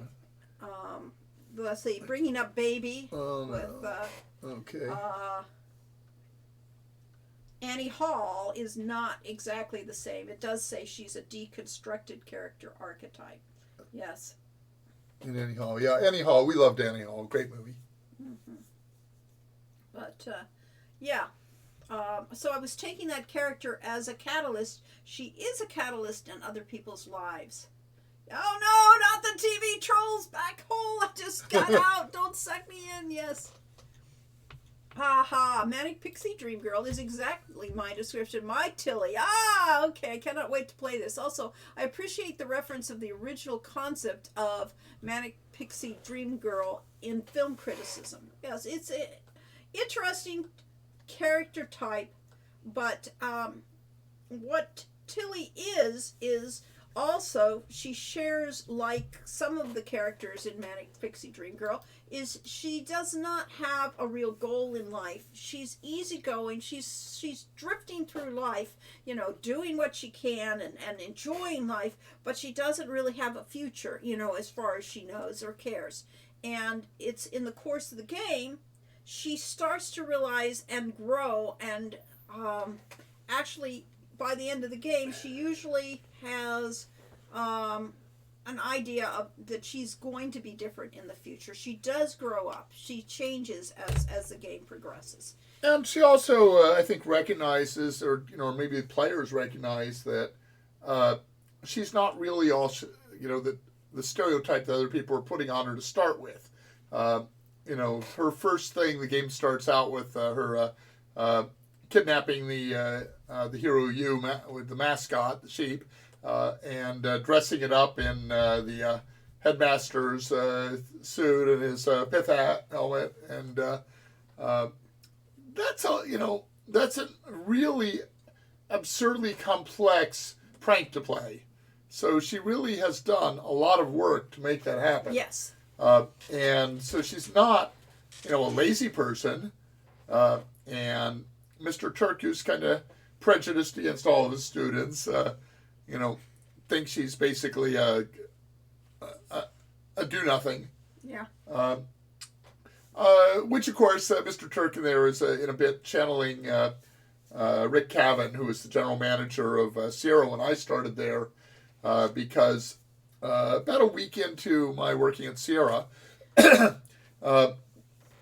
I'm wandering the halls thinking through a problem. I always, like to wander while I was thinking. And I come by his office and sit in there and wave and say, so this is where you hang out. And he looks at me and says, I don't hang out. I work. Or I work here. And I was kind of in trouble with him right to start with, because his attitude is that basically, if you're working on a project, you are sitting at your desk focusing on nothing but that and getting it done. Whereas everything I did was creative in nature, and I wasn't capable of doing that. I could not sit down at my desk and write a screenplay, or sit down at my desk and, convert a game program to an incompatible game system. I had to wander around, and Bob Heitman and I would go for long walks in the parking lot, or for a while on the roof of the building, and just kind of talk through some of the issues on it. The real reason I was wandering that day is I didn't even have a computer at my desk yet. The company took about 3 weeks to get me a computer to work with, and manuals for the assembly language manuals, so I could do the project. But Rick was not impressed, because to him, a person who is working is sitting at their desk working. Well, Turk just disapproves of everything. He isn't just a Rick Cavan. Yeah, but he especially disapproves of rogues. Especially, yes. Rogues are troublemakers. Yes. They're mischievous. And they while don't he follow doesn't the rules. he doesn't like Sean, the reason he doesn't like Sean is probably because Tilly comes first. Tilly's story precedes Road to Redemption. And so, therefore, this Tilly is the one that really irritated Turk enough that he took it out on all She gives him a role model to hate. Yeah, And then Sean feels kind of like that. Yeah, Sean fits in really well to take over the Tilly role in Turk's life. Yes. Yes, don't TV tropes. They'll never get out again. perky guy. I've gotten pretty good at it. I'll only go down 2 or 3 to 5 links at a time, and then I will close it. Yes. But it's a great site. Yeah. And it was interesting. Lets you think about things in whole new ways. Right. Especially finding out how many, TV tropes there are in Quest for Glory, even though they weren't tropes at that time so much. They were, some of them were. I mean, we were pulling from a lot of different things in our past. So so Tilly is one character, and she is the main character, the one you play, but she makes friends, or tries to make friends of the other characters in the game, and they're all, very different in personalities from this. And I tried to, initially when I started out, I had Ifeo as the male, Tilly as the female. Tilly's quite the opposite of Ifeo's personality. He's very serious. He's serious. He's straightforward. He's earnest. He really cares about what he's doing, and so then I came up with a cast of interesting characters. I wanted to have everybody would have somebody from all of the different classes. So I had 2 rogues, 2 paladins, 2, and they had to, all of those characters had to be very distinctive from one another. So I had, that puts me at, 10 characters, and then I had to allocate which character goes with Tilly as opposed to being in Ifeo's game, because then they had to be what character will be most interesting against Tilly's character as opposed to Ifeo's character. So then, it was allocating, and unfortunately I found that Tilly got stuck with most of the anthropomorphical characters, so she has Satari, and she has the Mulo, kind of creature, yeah, and the Minotaur. Minotaur. The Minotaur. And Ifeo's game only has one character that isn't strictly human, and so his is more mundane. Here's the cast from Ifeo's game. Yeah, so his is more straightforward and less fantastical, at least initially, but his game is wilder than Tilly's game eventually. It just seems very straightforward, and the concept of magical realism, this is very straightforward. But so mind you, we're doing these 2 games with 10 characters on about a $75,000 budget, because we had like $100,000 or $110,000 Kickstarter, and a lot of that has to go to fees and backer rewards and so on. So we're making the game on basically enough to play one person for a year. yeah, that was the other thing, is trying to have different backgrounds. Where do they come from? In the case of Ifeo's game, what wound up being is we have Sergei with the tree over there. He is from Syria, and we have on the ladder we have Percy, and Percy is from England. We have the woman in the middle is Maria is from Greece, and then we have Charlotte up on the staircase, and she is from Argentina? No, she is from actually not Sardinia. The place where she's over from the island next to Italy. One of the ones where Crete? No, Italy. Next to Italy. Yeah, Sicily. Sicily. She's a Sicilian. Yes. And then we have on the far side we have Shang, and she is from our version of China. And then we have Mostly covered by my icons. Yes, mostly covered by icons. And then in the wheelchair, we have somebody from Samaria, from one of the islands off of Samaria, next to Samaria. So we have a diverse cast there. And then in Tilly's Tale... Yeah, Icy Black Deep says Tilly seems to have a lot of German friends. That's why I was referring to that. Yes. Yeah. And part of that, of course, is that Master Gerhard, is a continuing character from Right. Huey Road Redemption. So he was originally conceived as being He's from Spielberg. He's from I mean, Spielberg. he was in He's from Spielberg. Quest for Glory. Yes, he's from Quest for Glory. That's why he's Germanic. And then do you have the the cast of character things there somewhere? I don't know. Well, you need to change. Oh, I could go to a movie for that. I was gonna run a little bit of the game, but I could instead go to. We have from Germany. From Prussia. Maximilian is from Prussia, as opposed to Germany. But he's got the Prussian background, which is very similar to Germanic. Muella grew up in Samaria. Satari actually came from. Originally, his family came from Shapir, but they're here in Sardonia. Okay, I think this might be the character one. Yeah, that one gives a thing. Hope this isn't blowing out anyone's ears. Yeah. There's Fritz, and Fritz is, of course, from Spielberg, which is where Tilly comes from. That didn't help, does it? Oh, there you go. Okay, fine. Maximilian, as I said, Prussian. Muella, Samaria. Kitty, I'm not. I can't remember where I actually wound up putting her from, but her role model was Nordic. Well, And Huck's daughter. Yeah, that's true. And then we have Rodrigo from Spain, and that was our characters. Yep. So that's the cast. Okay. Okay. Good. So that tune is one that I came up with for Lori wrote a little theme song for the game, and I did it as a poem, and then I did it as a tune. So why are there so many Germanic characters? There's so many Germanic characters because a lot of them come from Spielberg. Yeah, the Germanic characters all came And because that is they from have our version of Germany. Right, so they're coming from backgrounds that relate to the game.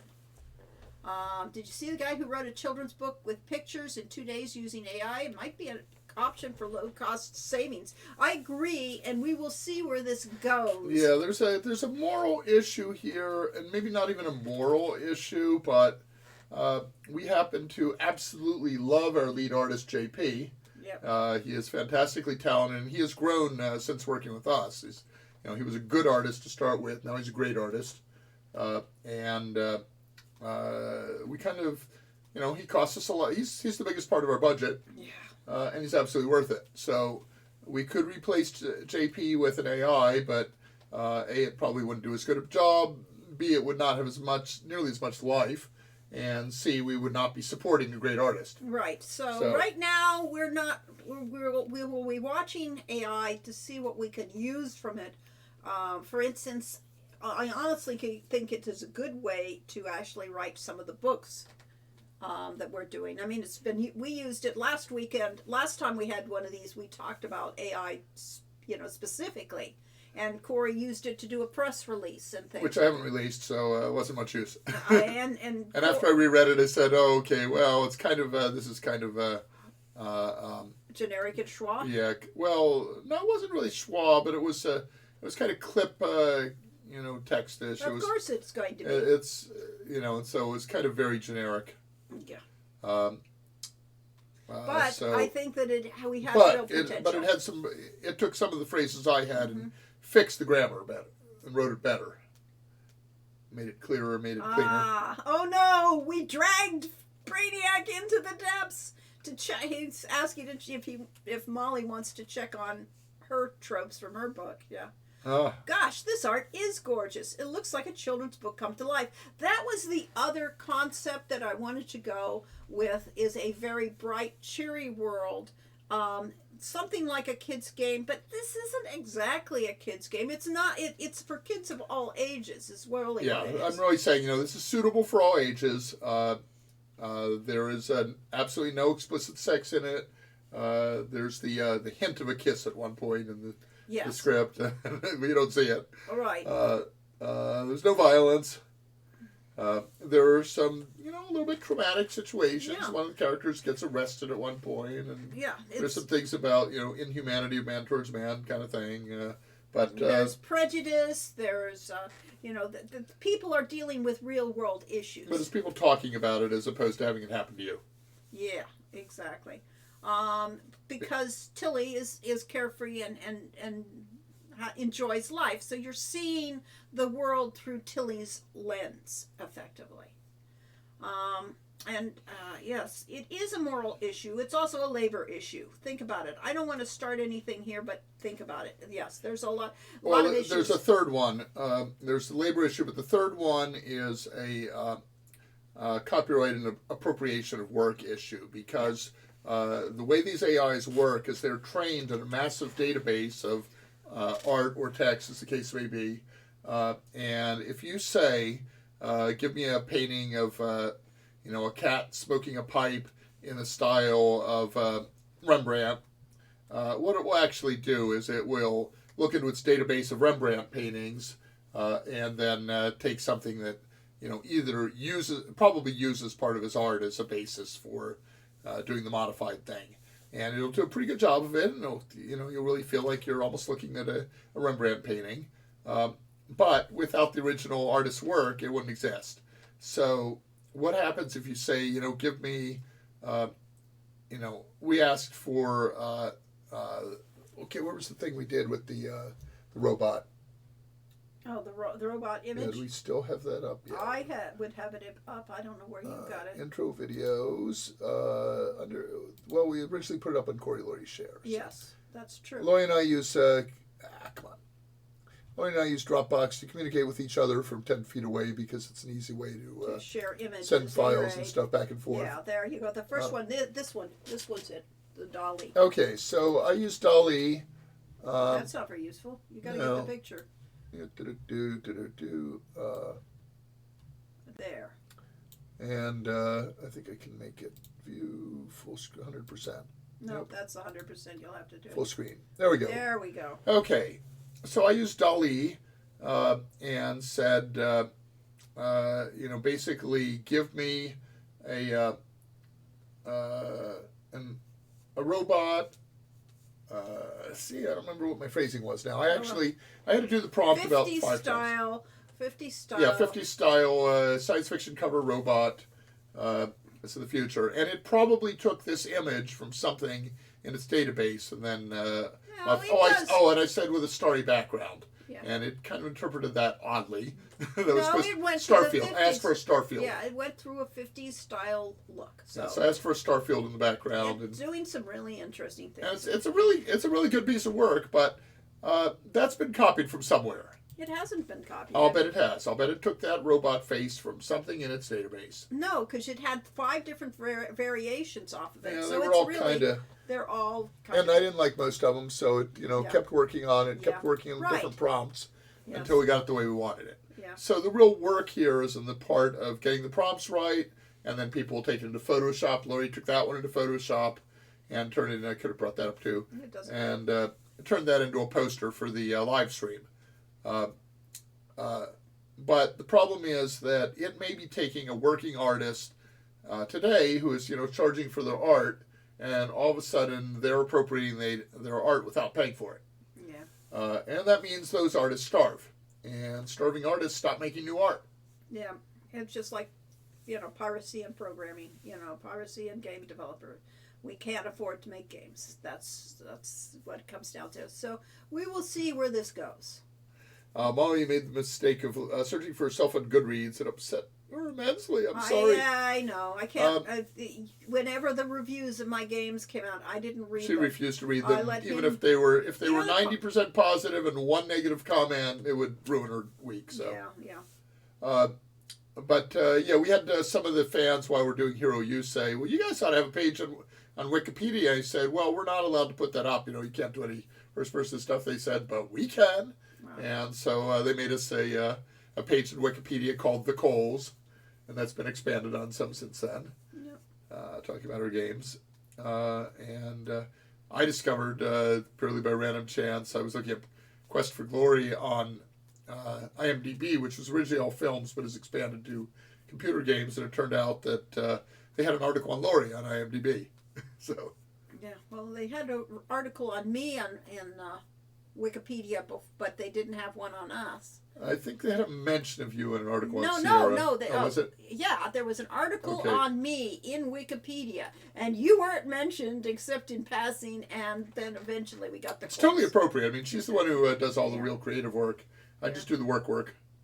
Yes. Work. And Icy Black Deep says the output isn't copyrightable. That's true, and that's a big issue with a lot of things. Yes. Yes, reverse image search would show, she says. Interesting. Plagiarism has worked out just fine for Quentin Tarantino.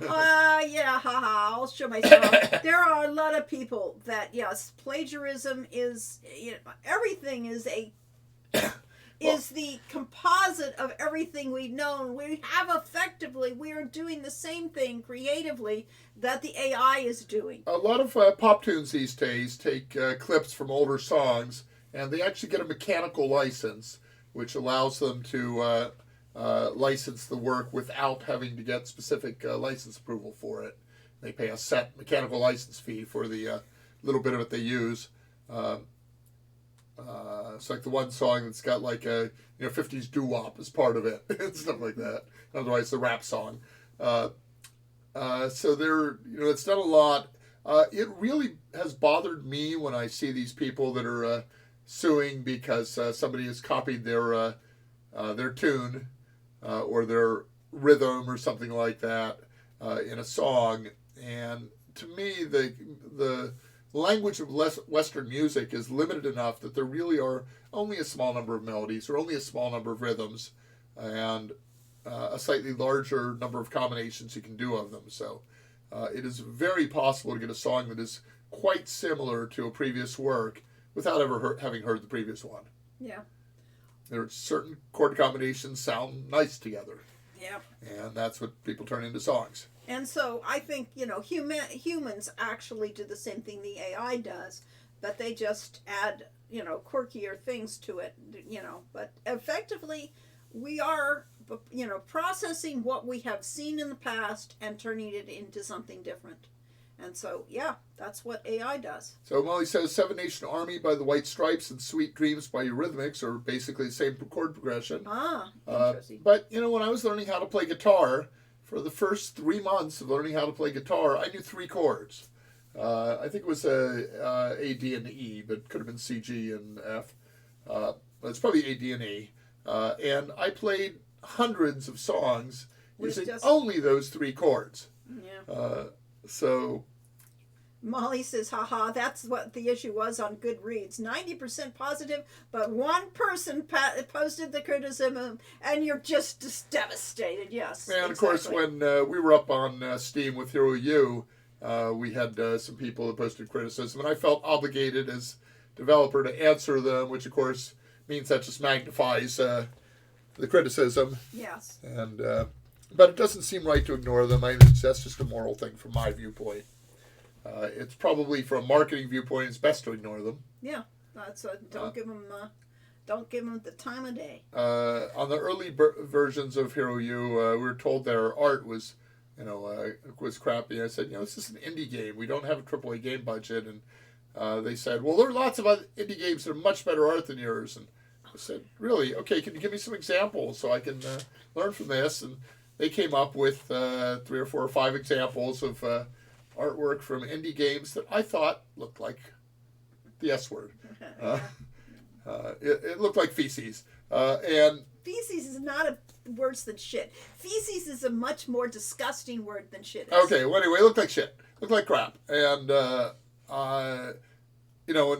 part of it was, kind of there's a grunge art style that was very popular for a period on websites and games and so on. And I said, we don't want our game to look grungy. That's not what we're after.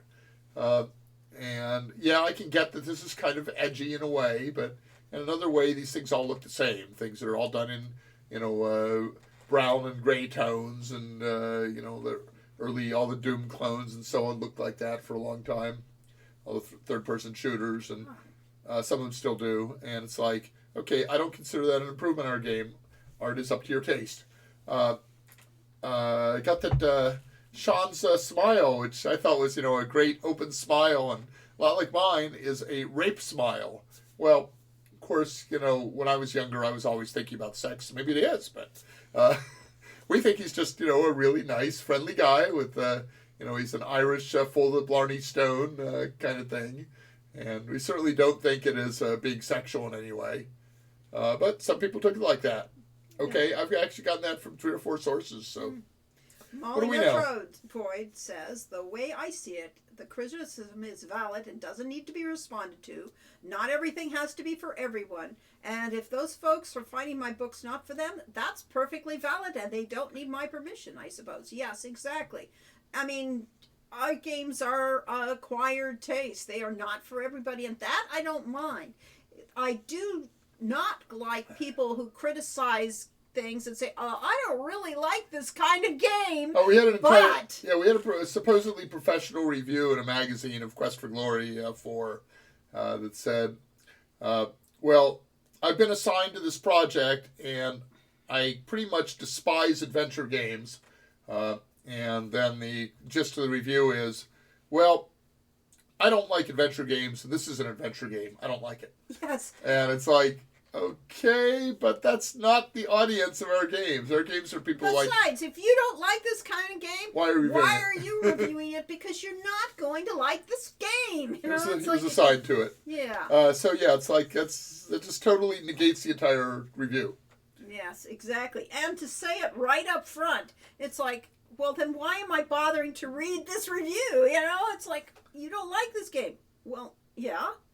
And on Steam, everybody gets the right to give a thumbs up or a thumbs down to a game. And we actually got quite a few reviews that say, well, this is a thumbs up review, but let me add a little more nuance to it. And that's fine. They found things that they had problems with the game, but overall liked it, so they gave it a thumbs up. We had 1 or 2 that gave it thumbs down and then said, well, it's actually not that bad a game, but, this thing bothered me so much I give it a thumbs down. Yeah. Okay, fine. Yeah. If you try to please everyone, you'll either fail or wind up with the blandest thing ever. Yeah, exactly. Blandest thing ever.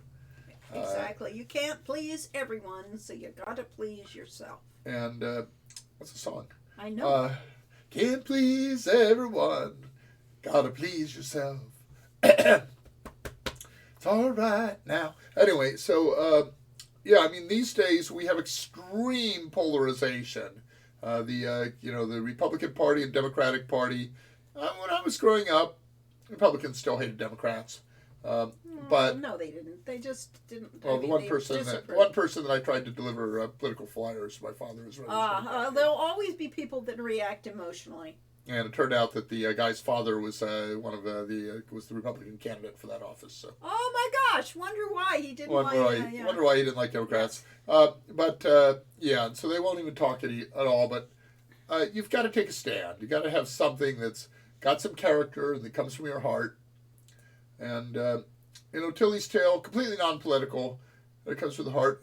I've noticed Lori and I both noticed with the latest World of Warcraft expansion, Dragonflight, that it has a whole lot of, at least seems to me, gay romance scenes. Yes. Particularly the centaurs, but several of the species in there. No, I would say that you can see that they've changed writers on the game, and they have more women writing the game. Yeah, and they're comfortable with these. Yeah.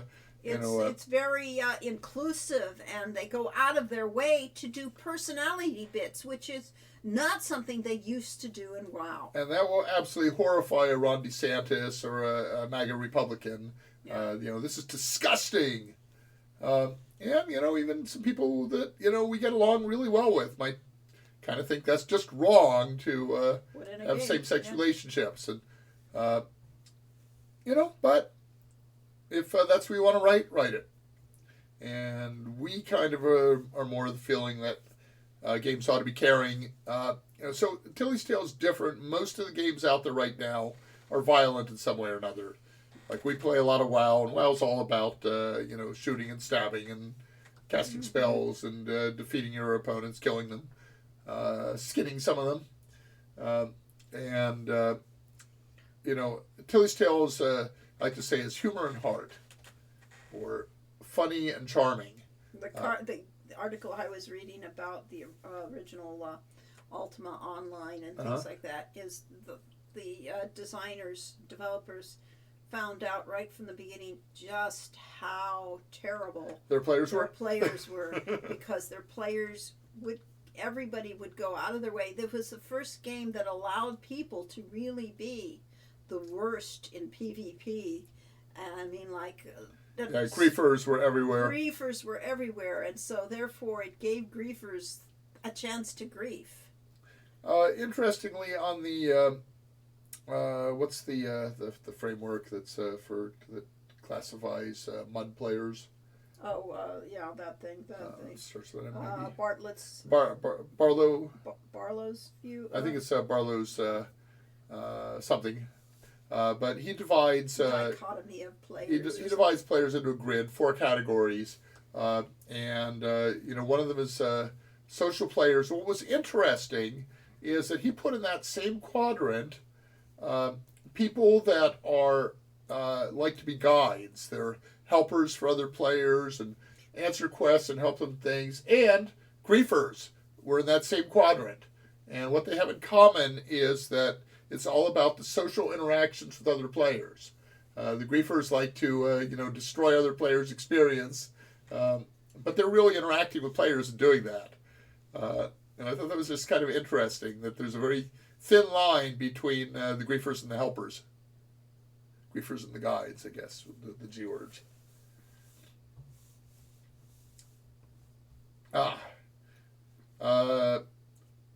Tundra Ice, is that it? I often don't read them, which is reviews, because these days half of them are just paid advertisements. But I still will check out the general number to keep my expectations from ruining it for me. Exactly. I mean, trying to find anything online, trying to find a review of a like a computer or a phone or anything on a tablecloth. You will find that it's hard to separate the things that seem real and the things that are actually just disguised advertisements and paid for. So it's really rough out there to try to get a legitimate review of something. But if you go through a bunch of them, and if you look at the ratings, you can get a general feeling for it. So I think Hero U Road Redemption is like 80% on Metacritic, and that's at a very small sample size. But it is a game that is very hard to review because most reviewers, spend a few hours with a game. They get a general feel. If you're playing Tetris, you can figure out what Tetris is in 5 or 10 minutes. And then, have to decide, how does it play long term and so on. But you know what the game is after 5 minutes of playing it.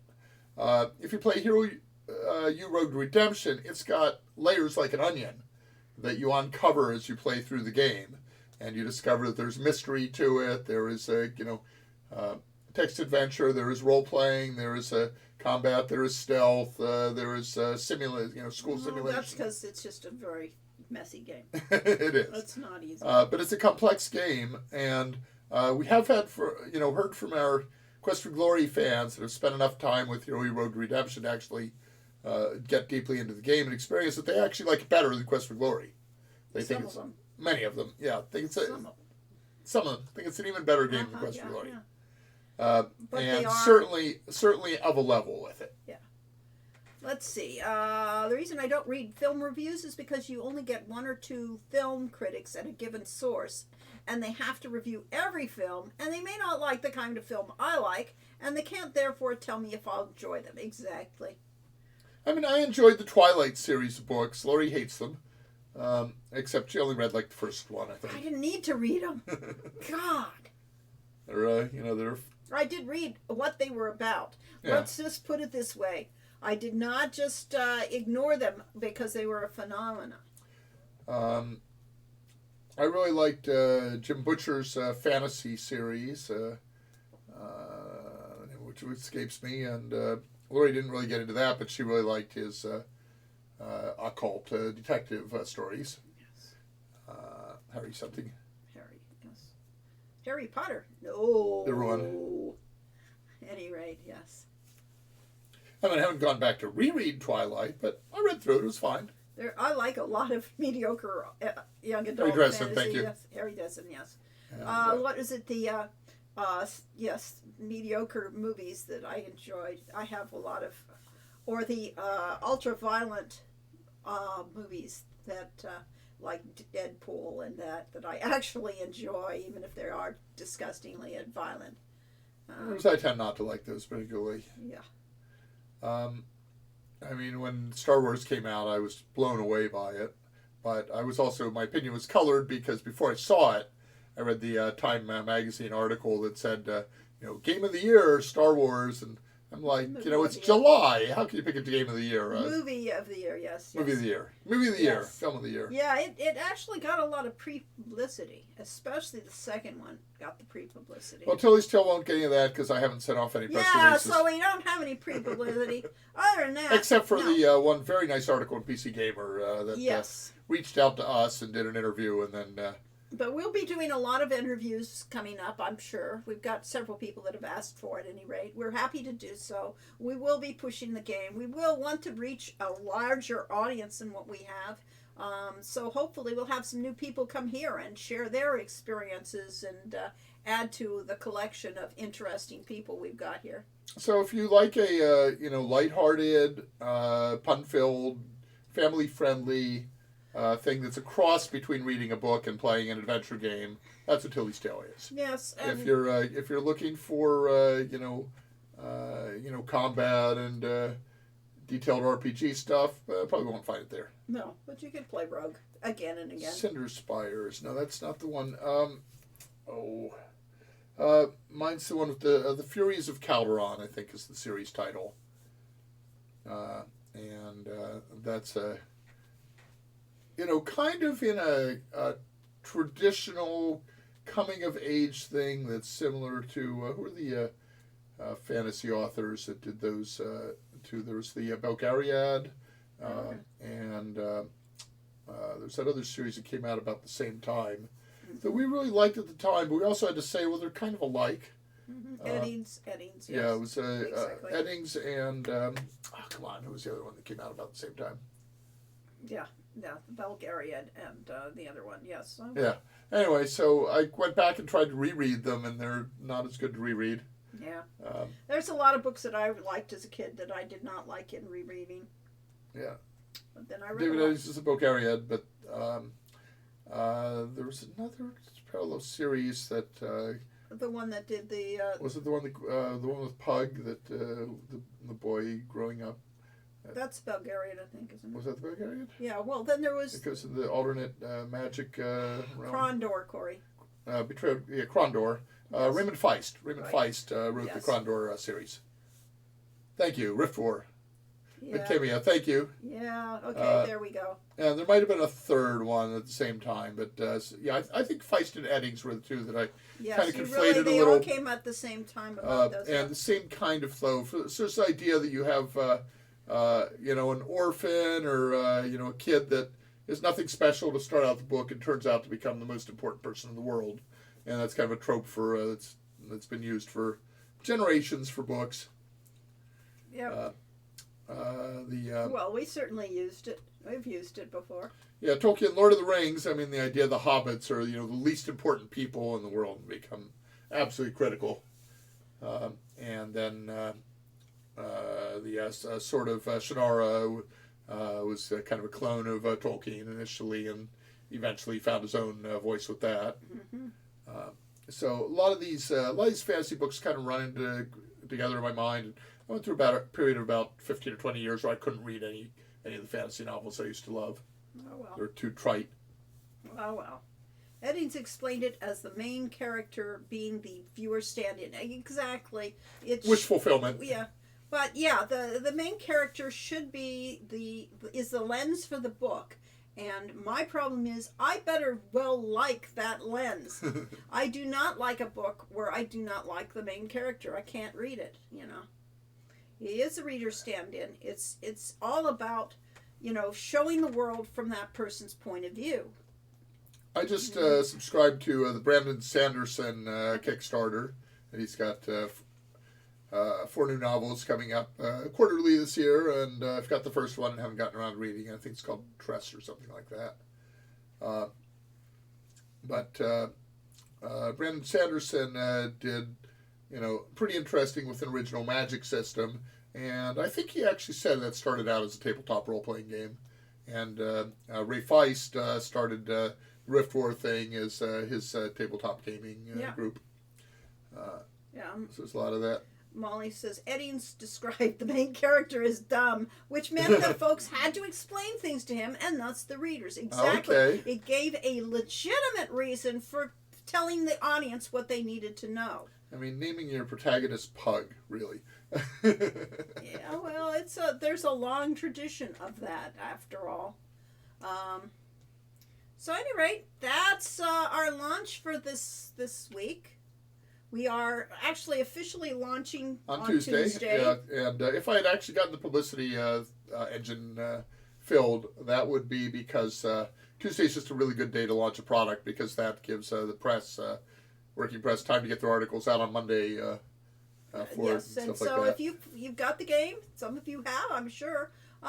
Be sure to write a review. Yeah, or make something. sure you post a Steam review. Yes. And we hope a lot of those will be favorable, but we're expecting to learn something from this too. If we see that the game, basically hits like a sandbag and dies, and that people play it and then really aren't that thrilled with it, we'll have to kind of question: are we making the right kind of games? Yeah. Well, I mean, we need the feedback. If people don't like this, I can't. We won't be making many more. And I can tell you the initial feedback on Hero U Road to Redemption was pretty mixed. Yeah. We had a lot of negative comments, and people were saying, they didn't like the fact that they had all these time constraints on them, and they only had a certain number of hours to do stuff. Legit that I had never considered of the fear of missing out. Yes, as FOMO. Yeah, that's a legitimate criticism. I had.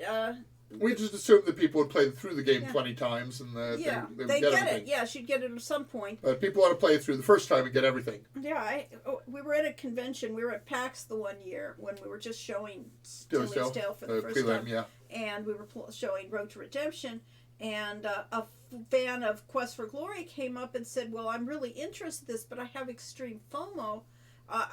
It makes me anxious playing a game that And I said, "Yeah, you don't have time to do everything. Yes, you do not want to do Road to Redemption. Then, in Tilly's Tale, you just need to focus, and you won't have a FOMO. It's not that long. You can replay it again and again, and better yet, you can." Enjoy it.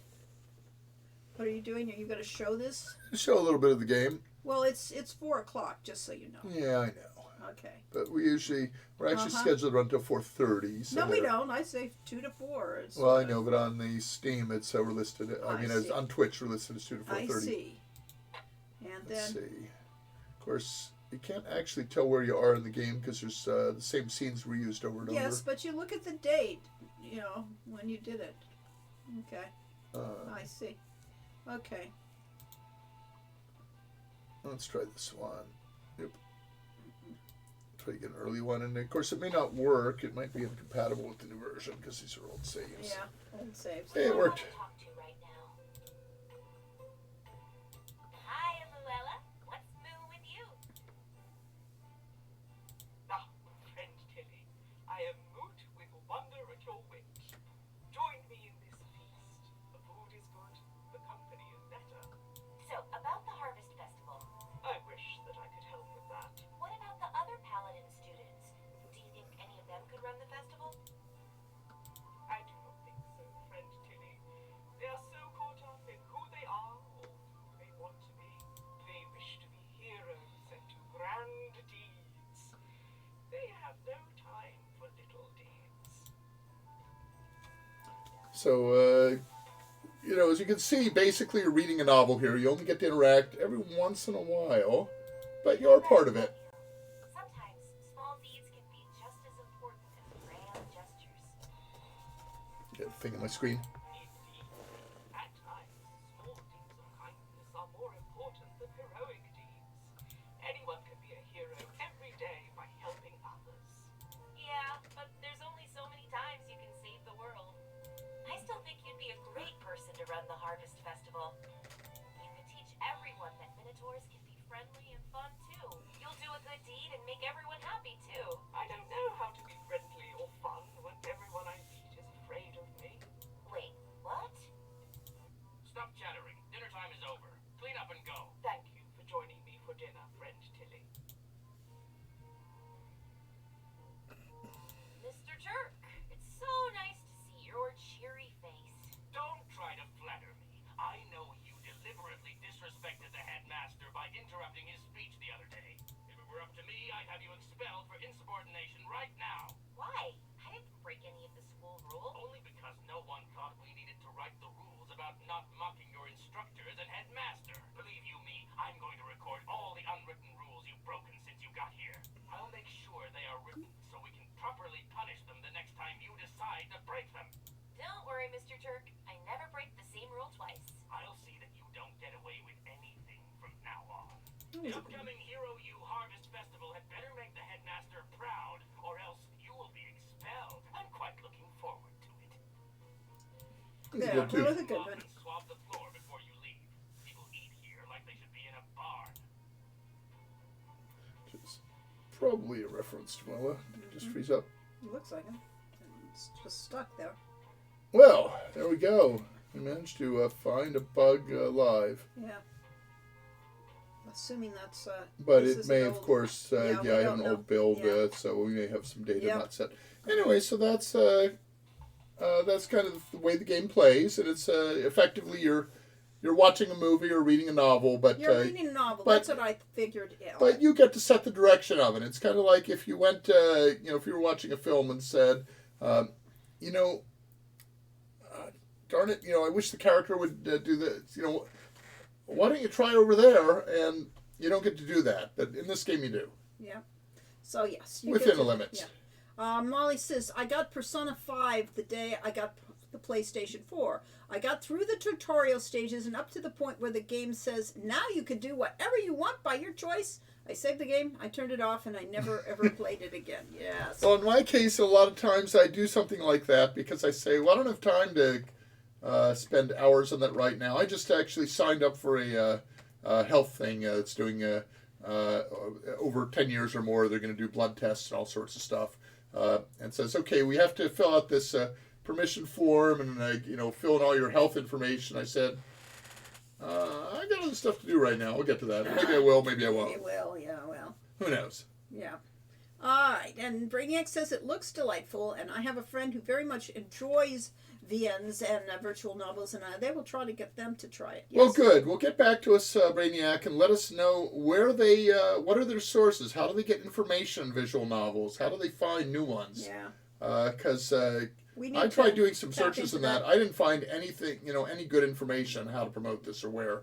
Molly's waiting for the Switch. The Switch game. The Switch version is being worked on Silesia and will probably be out in late April to early May. Yeah, that's when their schedule was. And that's just because you have to get a launch window from Nintendo, and they had to do stuff for it.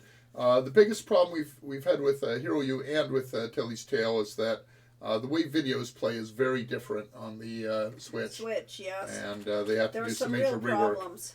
What about playing it on your phone? Is that available? Will that be available? I don't think we released an Android How do or you get an iOS Android? version. Yes. Where do you get that from? Well, we had it up. We actually had it on our demo. I know. I played it on the. We I had had it it up on my phone. I don't had it have on it the phone anymore. very early on, but we Yeah. haven't done any work on testing that to see if it still works. So Yeah, we need to get it up there though. You can't get it. you can't now. just do it. Okay, it's not just Yeah, a but where flick would a you switch pick and it it's up? on the phone. Well, yes, it is. You would have if to get it from your Apple store, from your Is it on Google going store. to be on the Apple and Google store? No. Maybe. No, it isn't. So you have We to said actually. we would, but We we haven't haven't got gotten it to up that. there. We have to get it up there. we're going to see. Because I think it's a perfect game for a phone. It is. It really And works visual well. novels in general. Yeah, no. Visual novels do not necessarily work on a phone, but it would. This will work perfectly, and I enjoyed having it on my phone. Yeah. We're told that Japanese people frequently, if they live in, they may have an hour and a half commute into Tokyo for the jobs, would sit there in the train and play visual novels or They short play their games. games on their trains because some people have long commutes. That's a perfect thing for a commute, and this is the kind of game you can play on a commute. You know. Stop it at any point. So yes, I want to see it on my phone, because it's perfect for it. I was actually planning on preparing for this stream and queuing up a Poobah. Oh well. Or not Poobah, La Boomba. La Boomba. La Boomba! Maybe you can do that next time. But I didn't have one ready, so I've Let's got it see. there. I've got it in one of those saves. I just can't tell my saves apart. Oh, here's this way. It would have to be in the rec room.